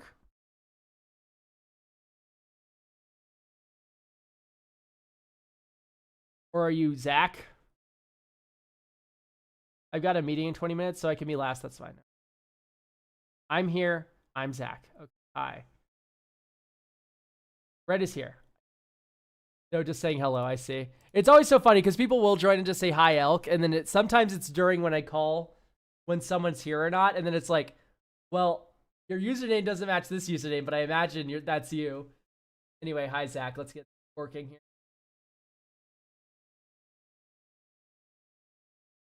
All right, Zach. I've been working and tweaking this deck for a while, playing it with Tabletop Sim and tweaking it a little. The deck's game plan is untapping Selvala to make a lot of mana, playing funny cards like Stormherd, or pumping tokens with Mirror Entity. The idea is to get ahead and let my opponents hope they can draw something to counter me with the free cards draw.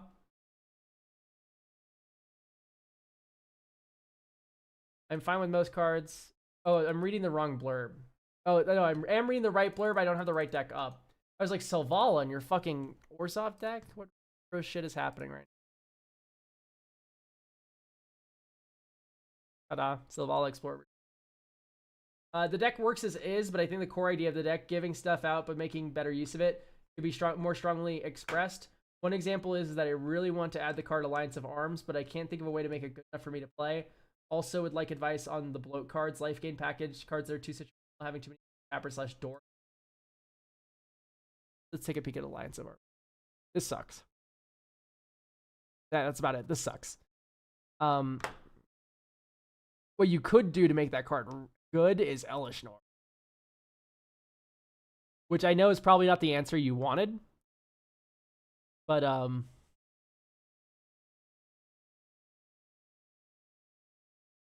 he also works with Stormherd.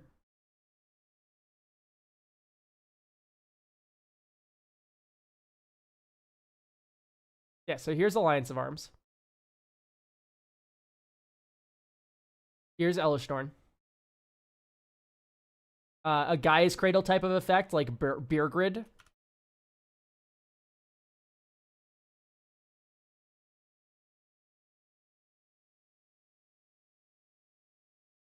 Bergid. Set ECL. Type kit. Mana value equals 3. Brigid. And then it flips into Gaia's Cradle. Yeah, I was gonna add Growing Rights next. Growing Rights. Chord of Calling. So here's the play pattern. You tap 1 white mana for Alliance of Arms. Everyone starts paying. You tap Selvala, you go ding ding ding ding ding ding ding. Everyone, you get a bunch of creatures in play. Right, you turbo off of Growing Rights, right? Like you make a ton of mana. You leave 3 green mana open. You go Chord of Calling, tap your whole board. Here's Elishnorn. It's now one-sided.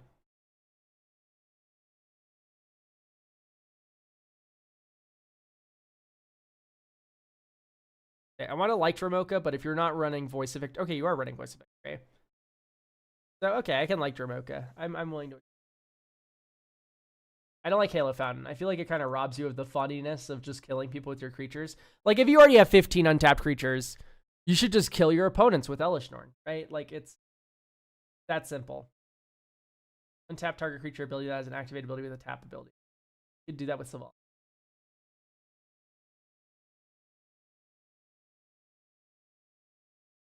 Not a big fan. Whenever you get life, you may pay 2 if you do make a 4/4. That seems very expensive. 5 mana for your first 4/4. 7 mana for your first 2 4/4s. So, guys, hang on. Quick question. How many of you... No.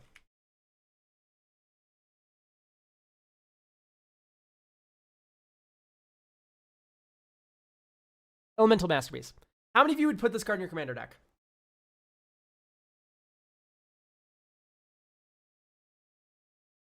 The 7 mana make 2 4/4s.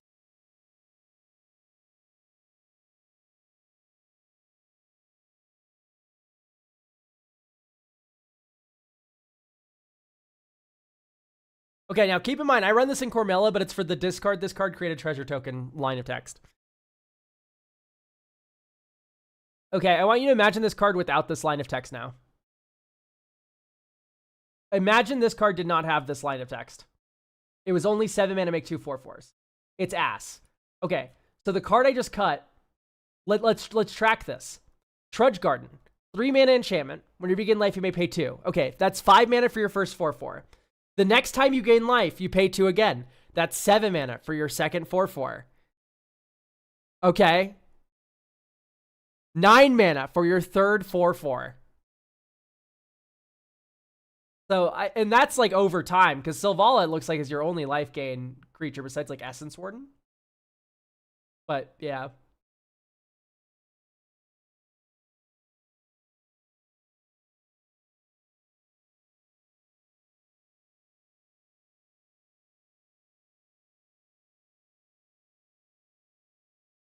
Whenever a creature enters the battlefield under your control, you gain 1 life.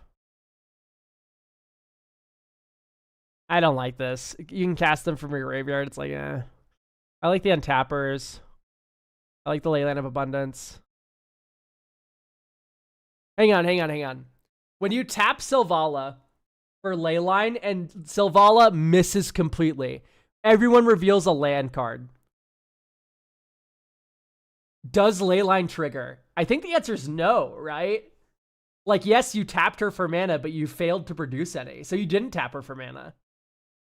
It's still a mana ability, I think. Okay, it is a mana ability, but it didn't generate any mana. So you didn't tap it for mana. Because it didn't generate any.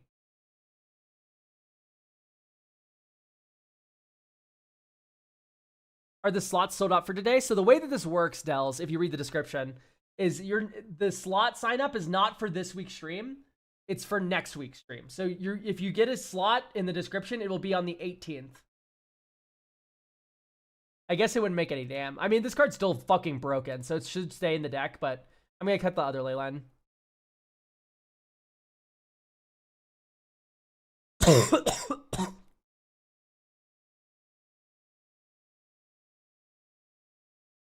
Can't you stack the triggers? That doesn't apply to anything that we've just been talking about. There's no triggers happening. This is a replacement. Oh, no. Whenever you tap a creature for mana. Initial.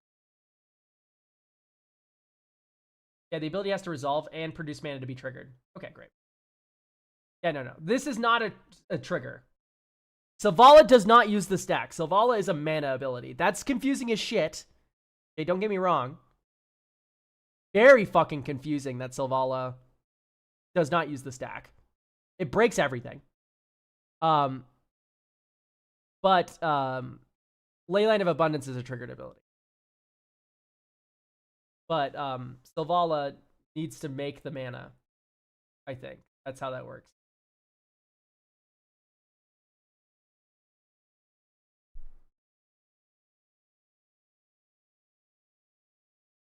So why are we still running Return to Nature in 2025? I don't like Vitalize because it doesn't draw a card like 2 arms.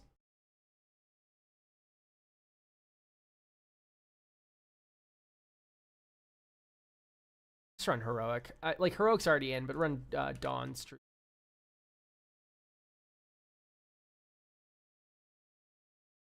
Was it you who said you don't like Crossing Grip? I used to say that. I said that maybe a year ago. I now have the complete opposite opinion because I've played against Goblin Bombardment more times in my life, and I don't like that card. So, and Crossing Grip's one of the only ways you can answer Goblin Bombardment. So it has its uses.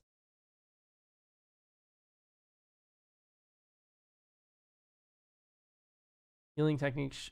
I mean, like, it's okay. I don't like these regrowth style effects unless you're doing some weird, like, ephemerate loops with Eternal Witness. Okay. Oh, Azuri's Predation's how you can also break Alliance of Arms. You go Alliance of Arms, 1 billion mana, then you tap your Growing Rights of Itlamok, make mana equal to the number of creatures you control, and then you Azuri's Predation. That works. Make a 4. Yeah, no, I don't like the life gain. I think that's my major hiccup here. Like, I don't like life gain. I think Risk the Redeem is too slow. I don't like Essence Warden. Like, Selvala already gains you life, and no one's itching to remove Selvala, in my experience.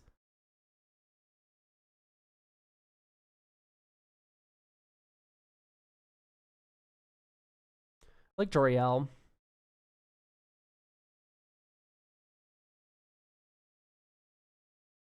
Brave the Sands. Brave the Sands is a cute idea that I think is a little too mid.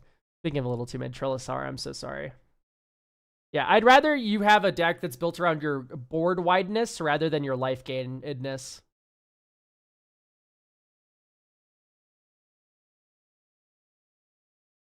Okay. So let's hang on. Emerald Charm. What does this do? Untap target permanent. Yeah. Nah, it's okay. Destroy target enchantment helps it be a little better. Yeah, I don't like all this just like untapping. I like it when the untapping replaces itself. Untap everything, draw a card. Okay, so Brave the Sands. Ooh, the chills are coming back, chat. I'm happy this. Wait, no. I think I need to get a Tylenol after this.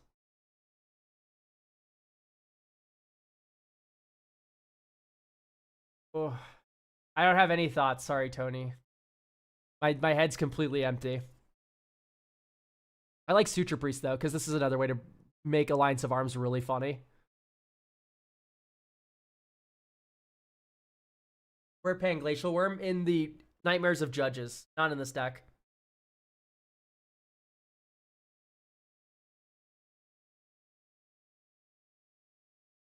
Yeah, I do want to run more lands, so we're going to add Kabira Takedown, as per usual.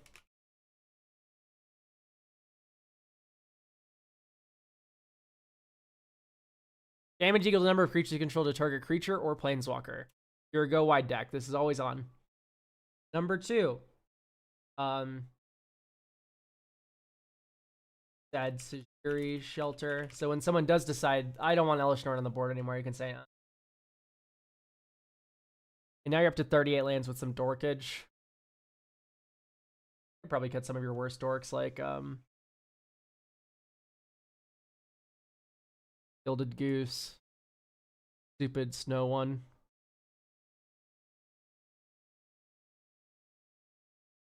Like, either way, I'd rather you be like on Wild Growth if you're doing that shit. Here's Wild Growth. Utopia. Crawl. Like, I know her forest count's rather low, but you have fetches, right? You don't have fetches. Okay. So maybe it isn't actually. Quest for Renewal. Not a bad idea.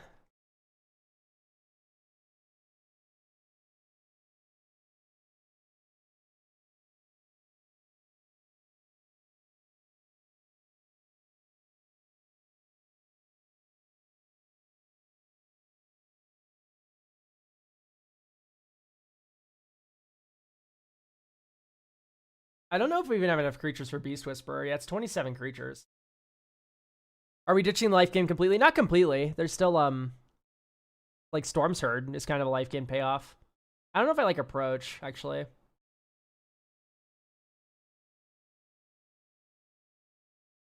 Because I'm awesome, Kashmira. Hang on, guys. I'm so sorry. I need to get a jacket. I am fucking...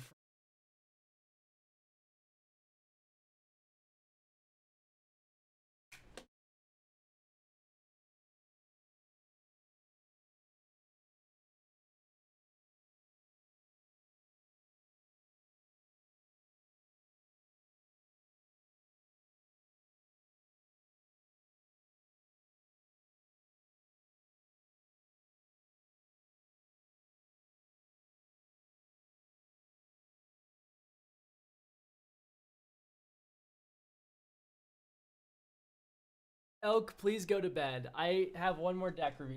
I'm gonna tank it. It's okay. Everything will be fine.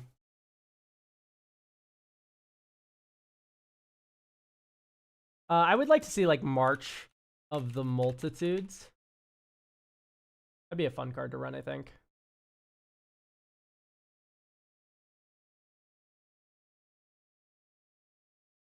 Patriarch Seal. It's okay. I just don't like a 3-mana rock, you know what I mean? I guess he goes okay, no, Patriarch is good. No. But it's just worse than Mage Right Stone, which we cut already. And I don't think we should be running it. Okay, Scooz is it gains life. That's the only thing it does better over Lion Sash. Besides, you should probably be on like Thraben Charm anyway. If you want Grave Hate. Or was just like play your odds.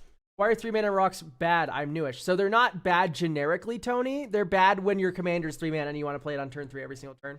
Or like every single game you want this. When you have 3-mana, you're playing Sylvali. You're not playing anything else. It would be incorrect to play Patriarch Seal.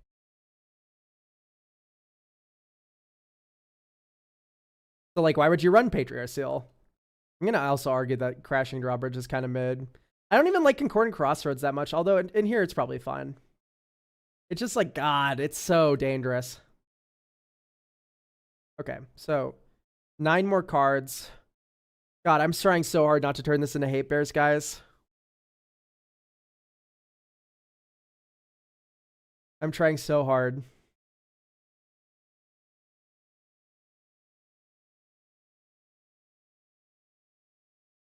Random card from Scryfall. Avangul Runebinder. 4-mana human wizard, 2/2. Sucks. Exile target creature card from your graveyard. Create a 2/2 black zombie. Then put a +1/+1 counter into zombie control. Oh, that's a little better. I always pass this in Horror Cube. I never take it.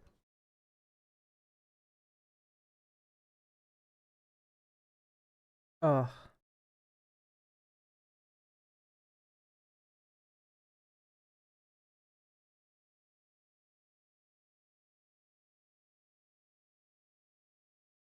I'm gonna look at my stupid Selesnya deck.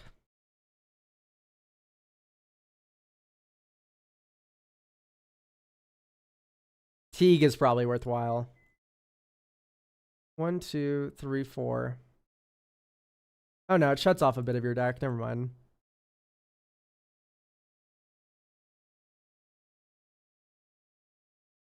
Skyclave's great. Let's do Skyclave. It gives your opponents tokens too.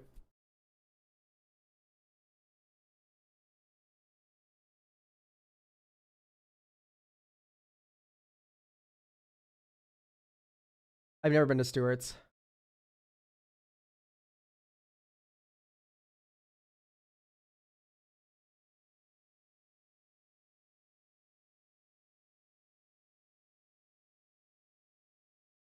Magic Online, thank you for the raid. Sorry, it's going to be a bit of a low energy one, Raiders. I am ill.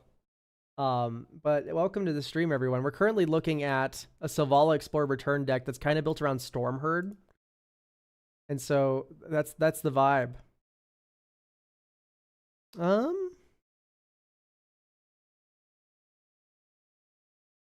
Probably should be running Selfless Spirit if we're not already. Okay, good. Selfless Spirit. We can also get phasing out protection is also very good. So we can do Guardian of Faith.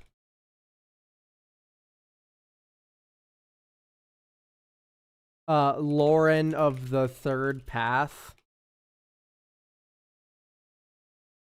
Like just being able to like nuke shit. Pretty good. And then also it also fits your drawing cards theme.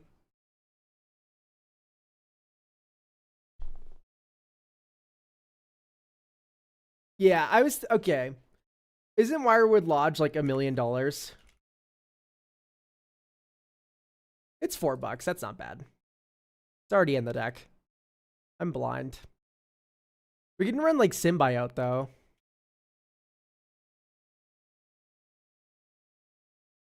Wirewood.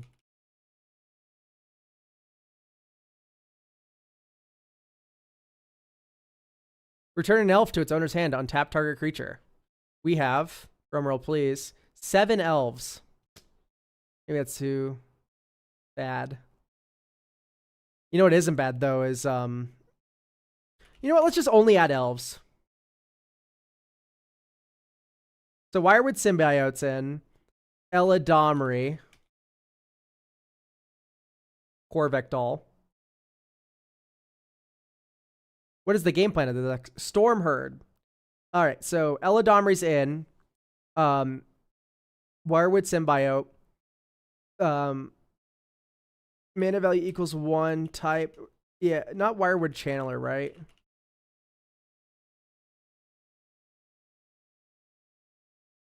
Yeah, no. Not that. Mana value equals 1 type. Oh, untap. Oh, return. Quirion. Quirion's really strong.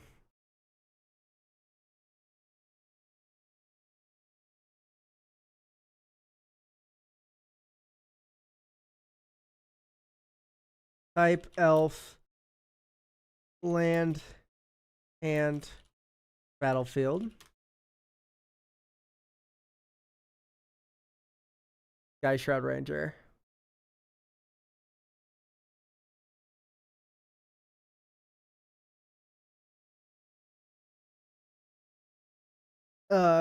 Beast Whisperer. Why those bounce untappers over Mage Right Stone? The reason why is because it's a lot cheaper than Mage Right Stone. They're also creatures, so they help go with your Gaia's Cradles with Bear Grid and Growing Rites of Itlamok. They count towards this, whereas your Mage Right Stone does not. When you pick up an elf with them or a land, you get to replay that as your land for turn or your creature or a creature for turn, which lets you trigger Beast Whisperer. Or if you missed a land drop, lets you play a land that turn. Yeva's fine. I'm not a big fan of Yeva, especially in a 2-color deck. Draw.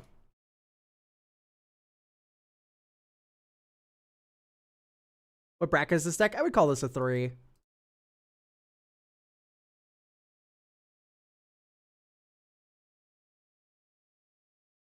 Okay, here we go.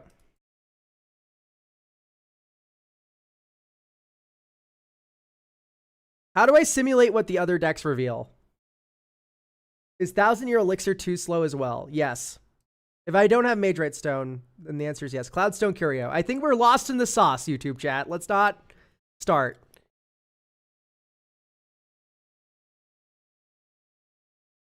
We're lost in the sauce. Okay, so I'm going to roll. So on a 3, no. Yeah, so 4 is a reroll. 3 is everyone revealed. I guess. Yeah, whatever. Rolled a 1. So another person revealed. This isn't even accurate. Whatever, I don't care. Wirewood Symbiote, pick this up. Dink. We still have 1 floating green. 2.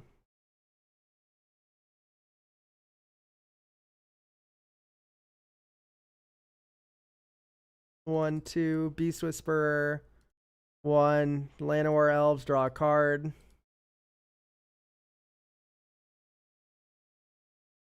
Next turn. Okay, parlay. 3, so everyone except us revealed 5, 6, 7. Maria's Call.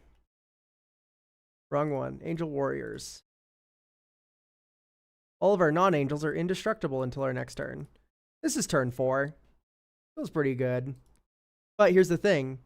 You can tap this for a green. And then go tap this for a green. And then Wirewood Symbiote. Pick up the Llanowar Elves. Untap Selvala. Tap Selvala. Roll to 2. So we get 3 more floating colorless. Or green. 1 mana. Llanowar Elves. Draw a card. There's Storm Herd. Jor-El, 1, 2, draw another card. March of the Multitudes, which sadly we can't pay for. But let's move to discard. Oh, we could have done more this turn if we played Wirewood Lodge as our land for turn. Foolish us. Next turn. Multiversal Passage. Dink. Roll to 2. 3 green mana.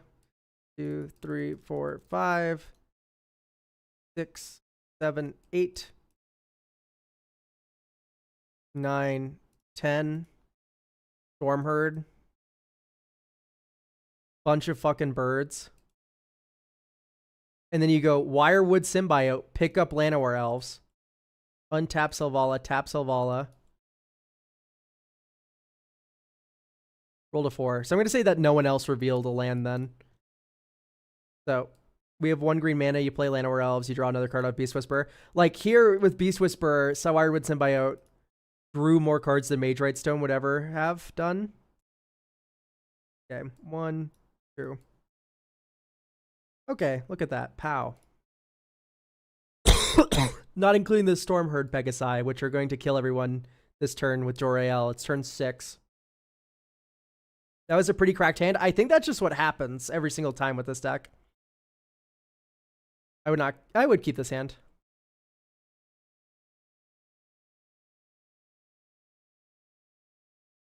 No, our MDFCs fucked us. This turn we could have gone 1, 2. No, this is just a tap land moment. That's fine. Okay, there we go. Dink. Dink. Dink, dink, dink. Selvala.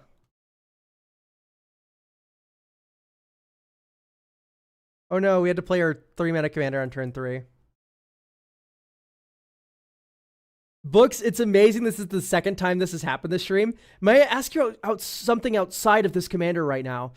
By asking that question, you have asked us something off topic already. So yeah, just do it. It's fine. Yeah, here you get to go to arms. Draw 2 cards, basically.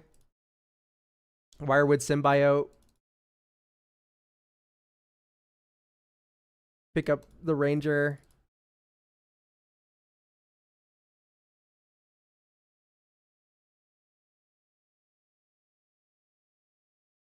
Like, that just looks... This looks so good. New Scarecrow cards from this set. I don't know. I don't really care about Scarecrows. I think the new Reaper, King No More, was pretty cool. This deck is sick, by the way. A lot like me. I don't like... It endures X. A non-token creature, like... Hang on, that's a little mid. Let's maybe do like hang on, I'm pondering, chat. I was thinking like a Rule of Law kind of effect where it's like you can't cast more than 1 spell each turn because then you're not as worried about like opponents like vomiting stuff out. I already had soup today.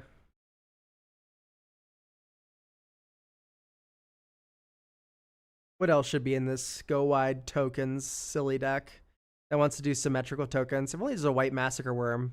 Well, Elish Norn, but you know what I mean.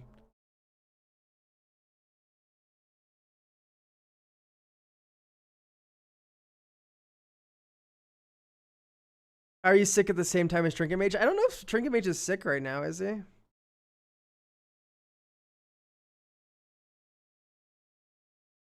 There's no like command for the coffee, but Erasmus, yeah, we'll bring it up for you. Thank you. Erasmus. Beast Collar Ascension. I can vibe with Beast Collar Ascension. I do think Quest for Renewal. No. I don't think Quest for Renewal is better yet. Beastmaster is fun. I like how it works with all the tapping, untapping. If you squint, Beastmaster Ascension is kind of like... Why would anyone ever play the stupid fucking Halo Fountain when you can spend the same amount of mana for Beastmaster Ascension?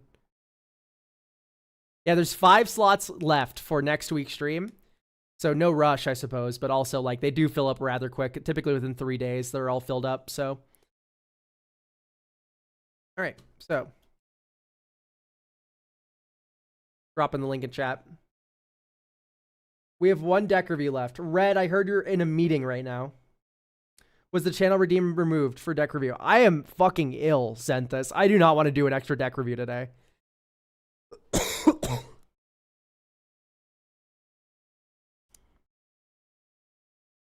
I was tanking it for the first half of stream, but now it's like the Tylenol's worn off. It'll be back soon. It was quick. I'm here. Okay, great. Sounds good. Let's get you said and done. We have the Carmen deck. Let's read the blurb. This deck's game plan is to control the board through force sack and then drain the table with Cruel Celebrant type effects. If Carmen is around, she usually gets big enough to start one-shotting people. A lot of the interaction removal deck is permanent based. I'm okay with cards being added so long as they aren't too expensive. Above $20 is too much. Okay, understood. This deck started as the Vampire Precon from LCI, but I've since pivoted to my current iteration. Gravecrawler is one of my favorite cards, so I'd like to keep it, even if it isn't 100% optimal. The same for Tombstone Stairwell. I don't particularly have any huge problems. I'm just curious to see how you'd optimize it to be more mean and oppressive. This deck is built to be the archenemy of the table, bracket 2 to 3. My overall goal of the deck is to not fully rely on Carmen on field to win the game, as she's a removable magnet. Oh. So there is a way to make Carmen more of a focus of your deck if you wanted that.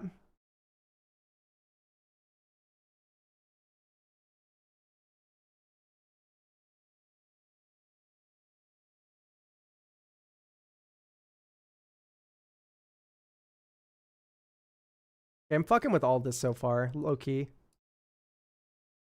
These I'm a little bit more questioning of. No, you don't have like the sexy choker lady, Jinxed Idol. Wait, no, I'm thinking of a different thing. Jinx Choker is what I'm thinking of, right, chat? I was like, I didn't even know there was another printing of that card, but either way, that's kind of mid.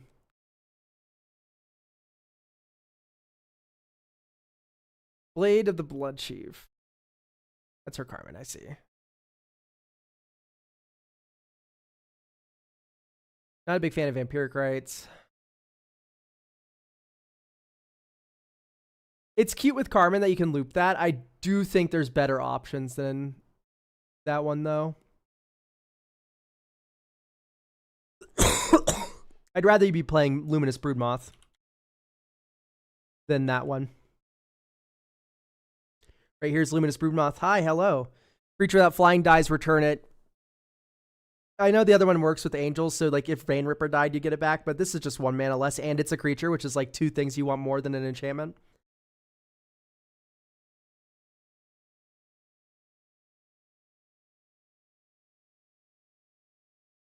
I can't find one anywhere, so Valkyrie's Call is the alternative. Yeah, get on this as soon as possible.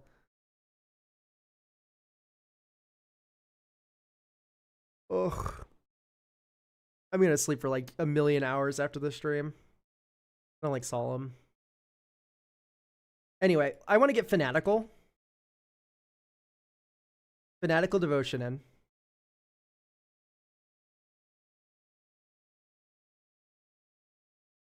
Any second now, I promise.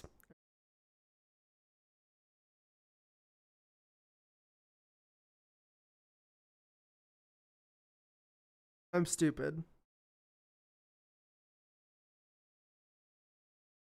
Oh wait, no, it did go in. I'm just blind. Sorry.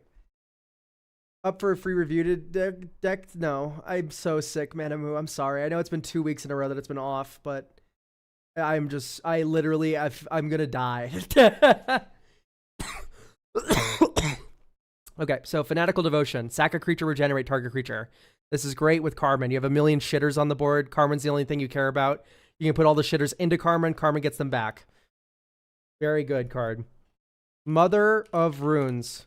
This is a generically good card. Giver of Runes. This is a generically good card. The reason why these are so busted here specifically, though, whereas, like, yeah, they're great, but here, the reason why they're awesome is because Carmen already has flying, so if they play a flyer, you can just name the color of their flyer and get through. Secondly, they require no more mana from you after you've deployed them. That's the big key. They start protecting your shit like Carmen, even though she's a removable magnet. They start protecting her forever. So anyway, with Shambling Gas, Gravecrawler, Carrion Feeder. I like that package. I like the restraint, actually, on not having a Viscerus here in the deck. Because you're more of a Gravecrawler kind of combo deck is the plan, I think, here. At least in some regard. Tell you what, I'm going to give you a... I'm going to prescribe you a Land Cycler here in the form of Starfield Shepherd. Right, for 2 mana, You can get your Carrion Feeder or your Grave Color or a Mother of Runes.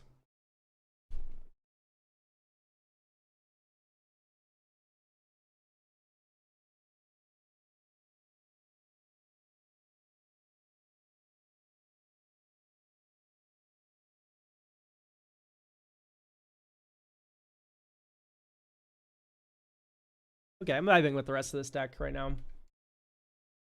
I don't know if I like Siphon Flesh. Read the Bones should probably just be a Night's Whisper.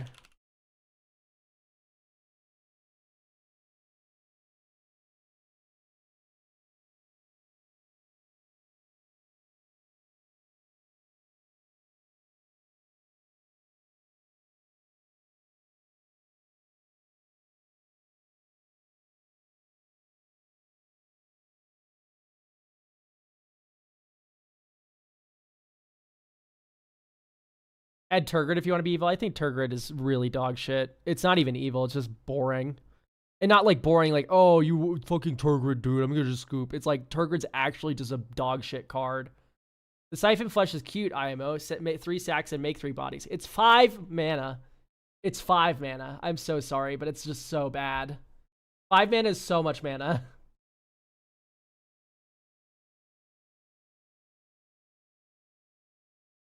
Like, I would rather you run, like, make an example.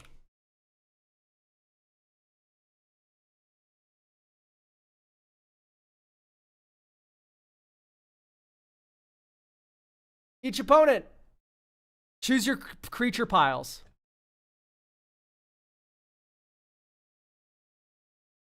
Right? So, 2 piles. Hey, Selesnya token players, 2 piles, pal. Oh, what's that? You sacked 50 creatures? Great. You're dead. Do we have smallpox? No. I don't even know if smallpox is that good with a 5-mana commander.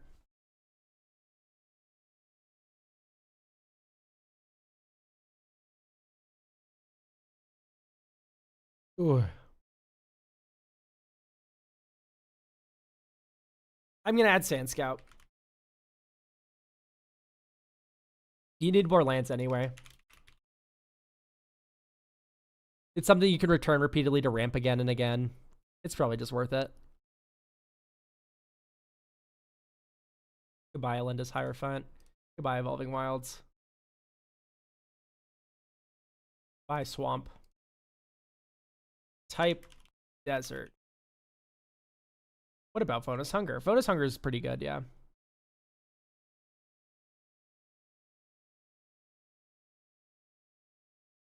If near Deadlands. Last step Quarry, so now you have a sack outlet. Scavenger Grounds, even though you're probably not going to activate it, it's still nice to have.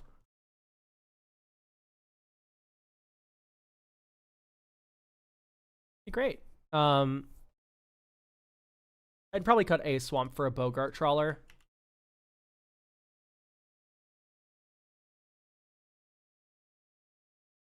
Yeah, we could do Vonus Hunger, I think. Very strong card.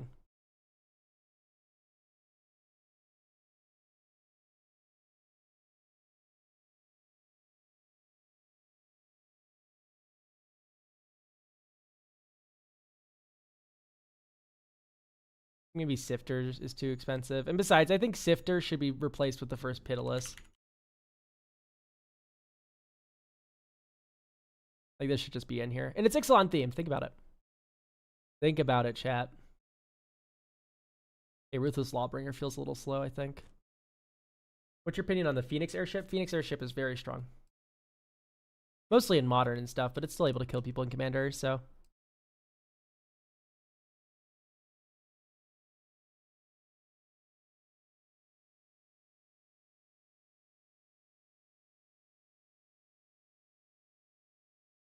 Well, thank God we added lands, huh, chat?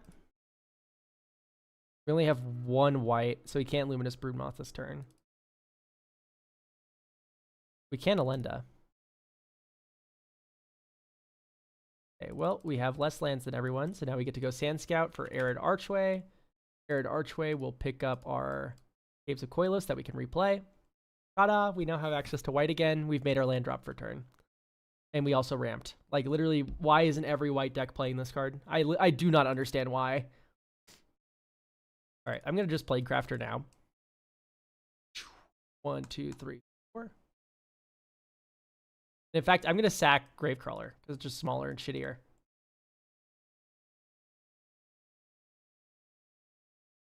Okay. 1, 2, white, black, 1. Carmen.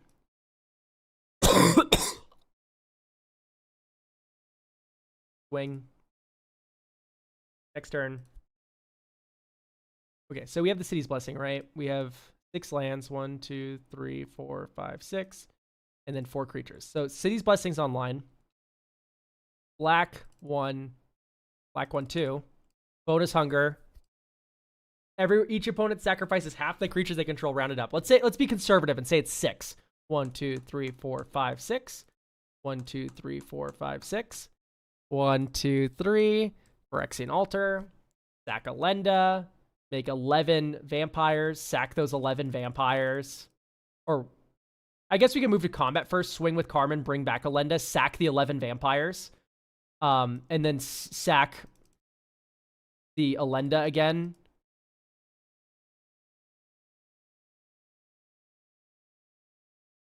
You're dead.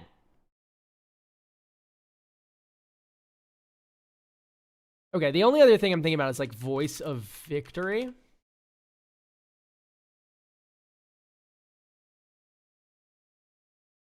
That wouldn't have just been Phyrexian Altar. That was any sack outlet did that.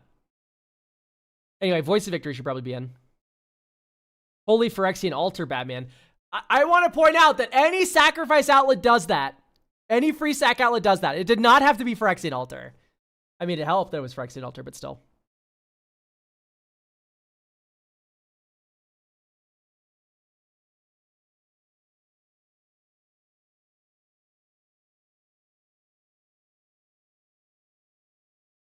I think it's Austere Command. I think it's just too expensive in terms of mana value. Reassembling Skeleton's also kind of just too expensive in terms of mana value.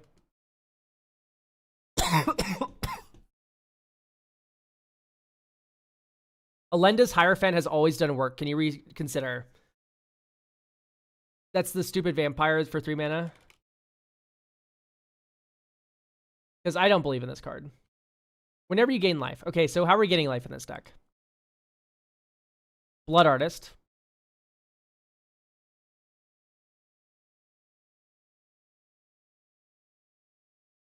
Bane Ripper, Funeral Room. Legitimately, I don't think you need this card. Carmen gains life. And you gain 1 life. That does make it a little bit more interesting.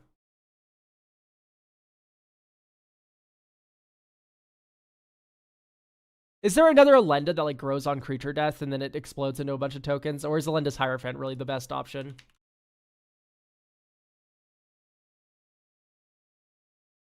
Because I'm willing to hear you out.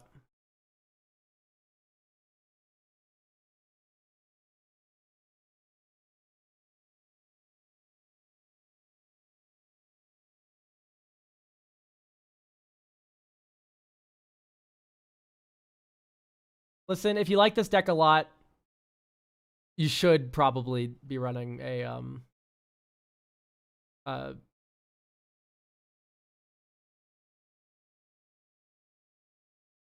this is how bad my brain fog is right now.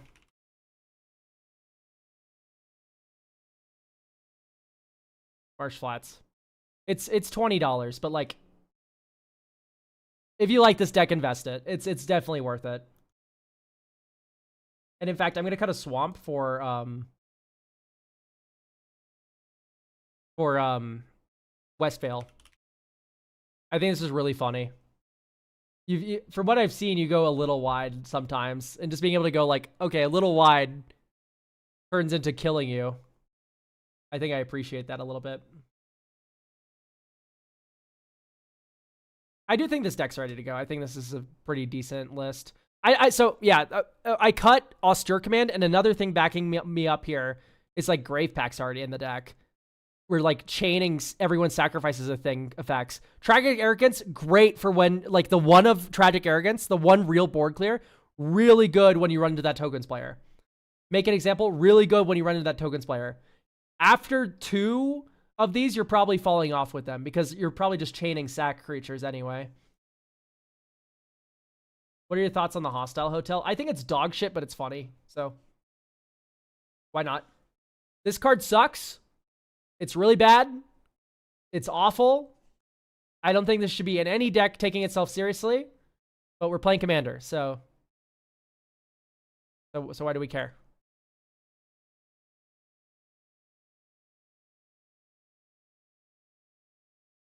Exactly. It's like, why do we care? I might put this in my cube, honestly. It's pretty funny. I was thinking about putting this in Westville Abbey in my cube over Dark Depths Thespian stage. It's funny. It still kills your opponent like Mirror does. Anyway, chat.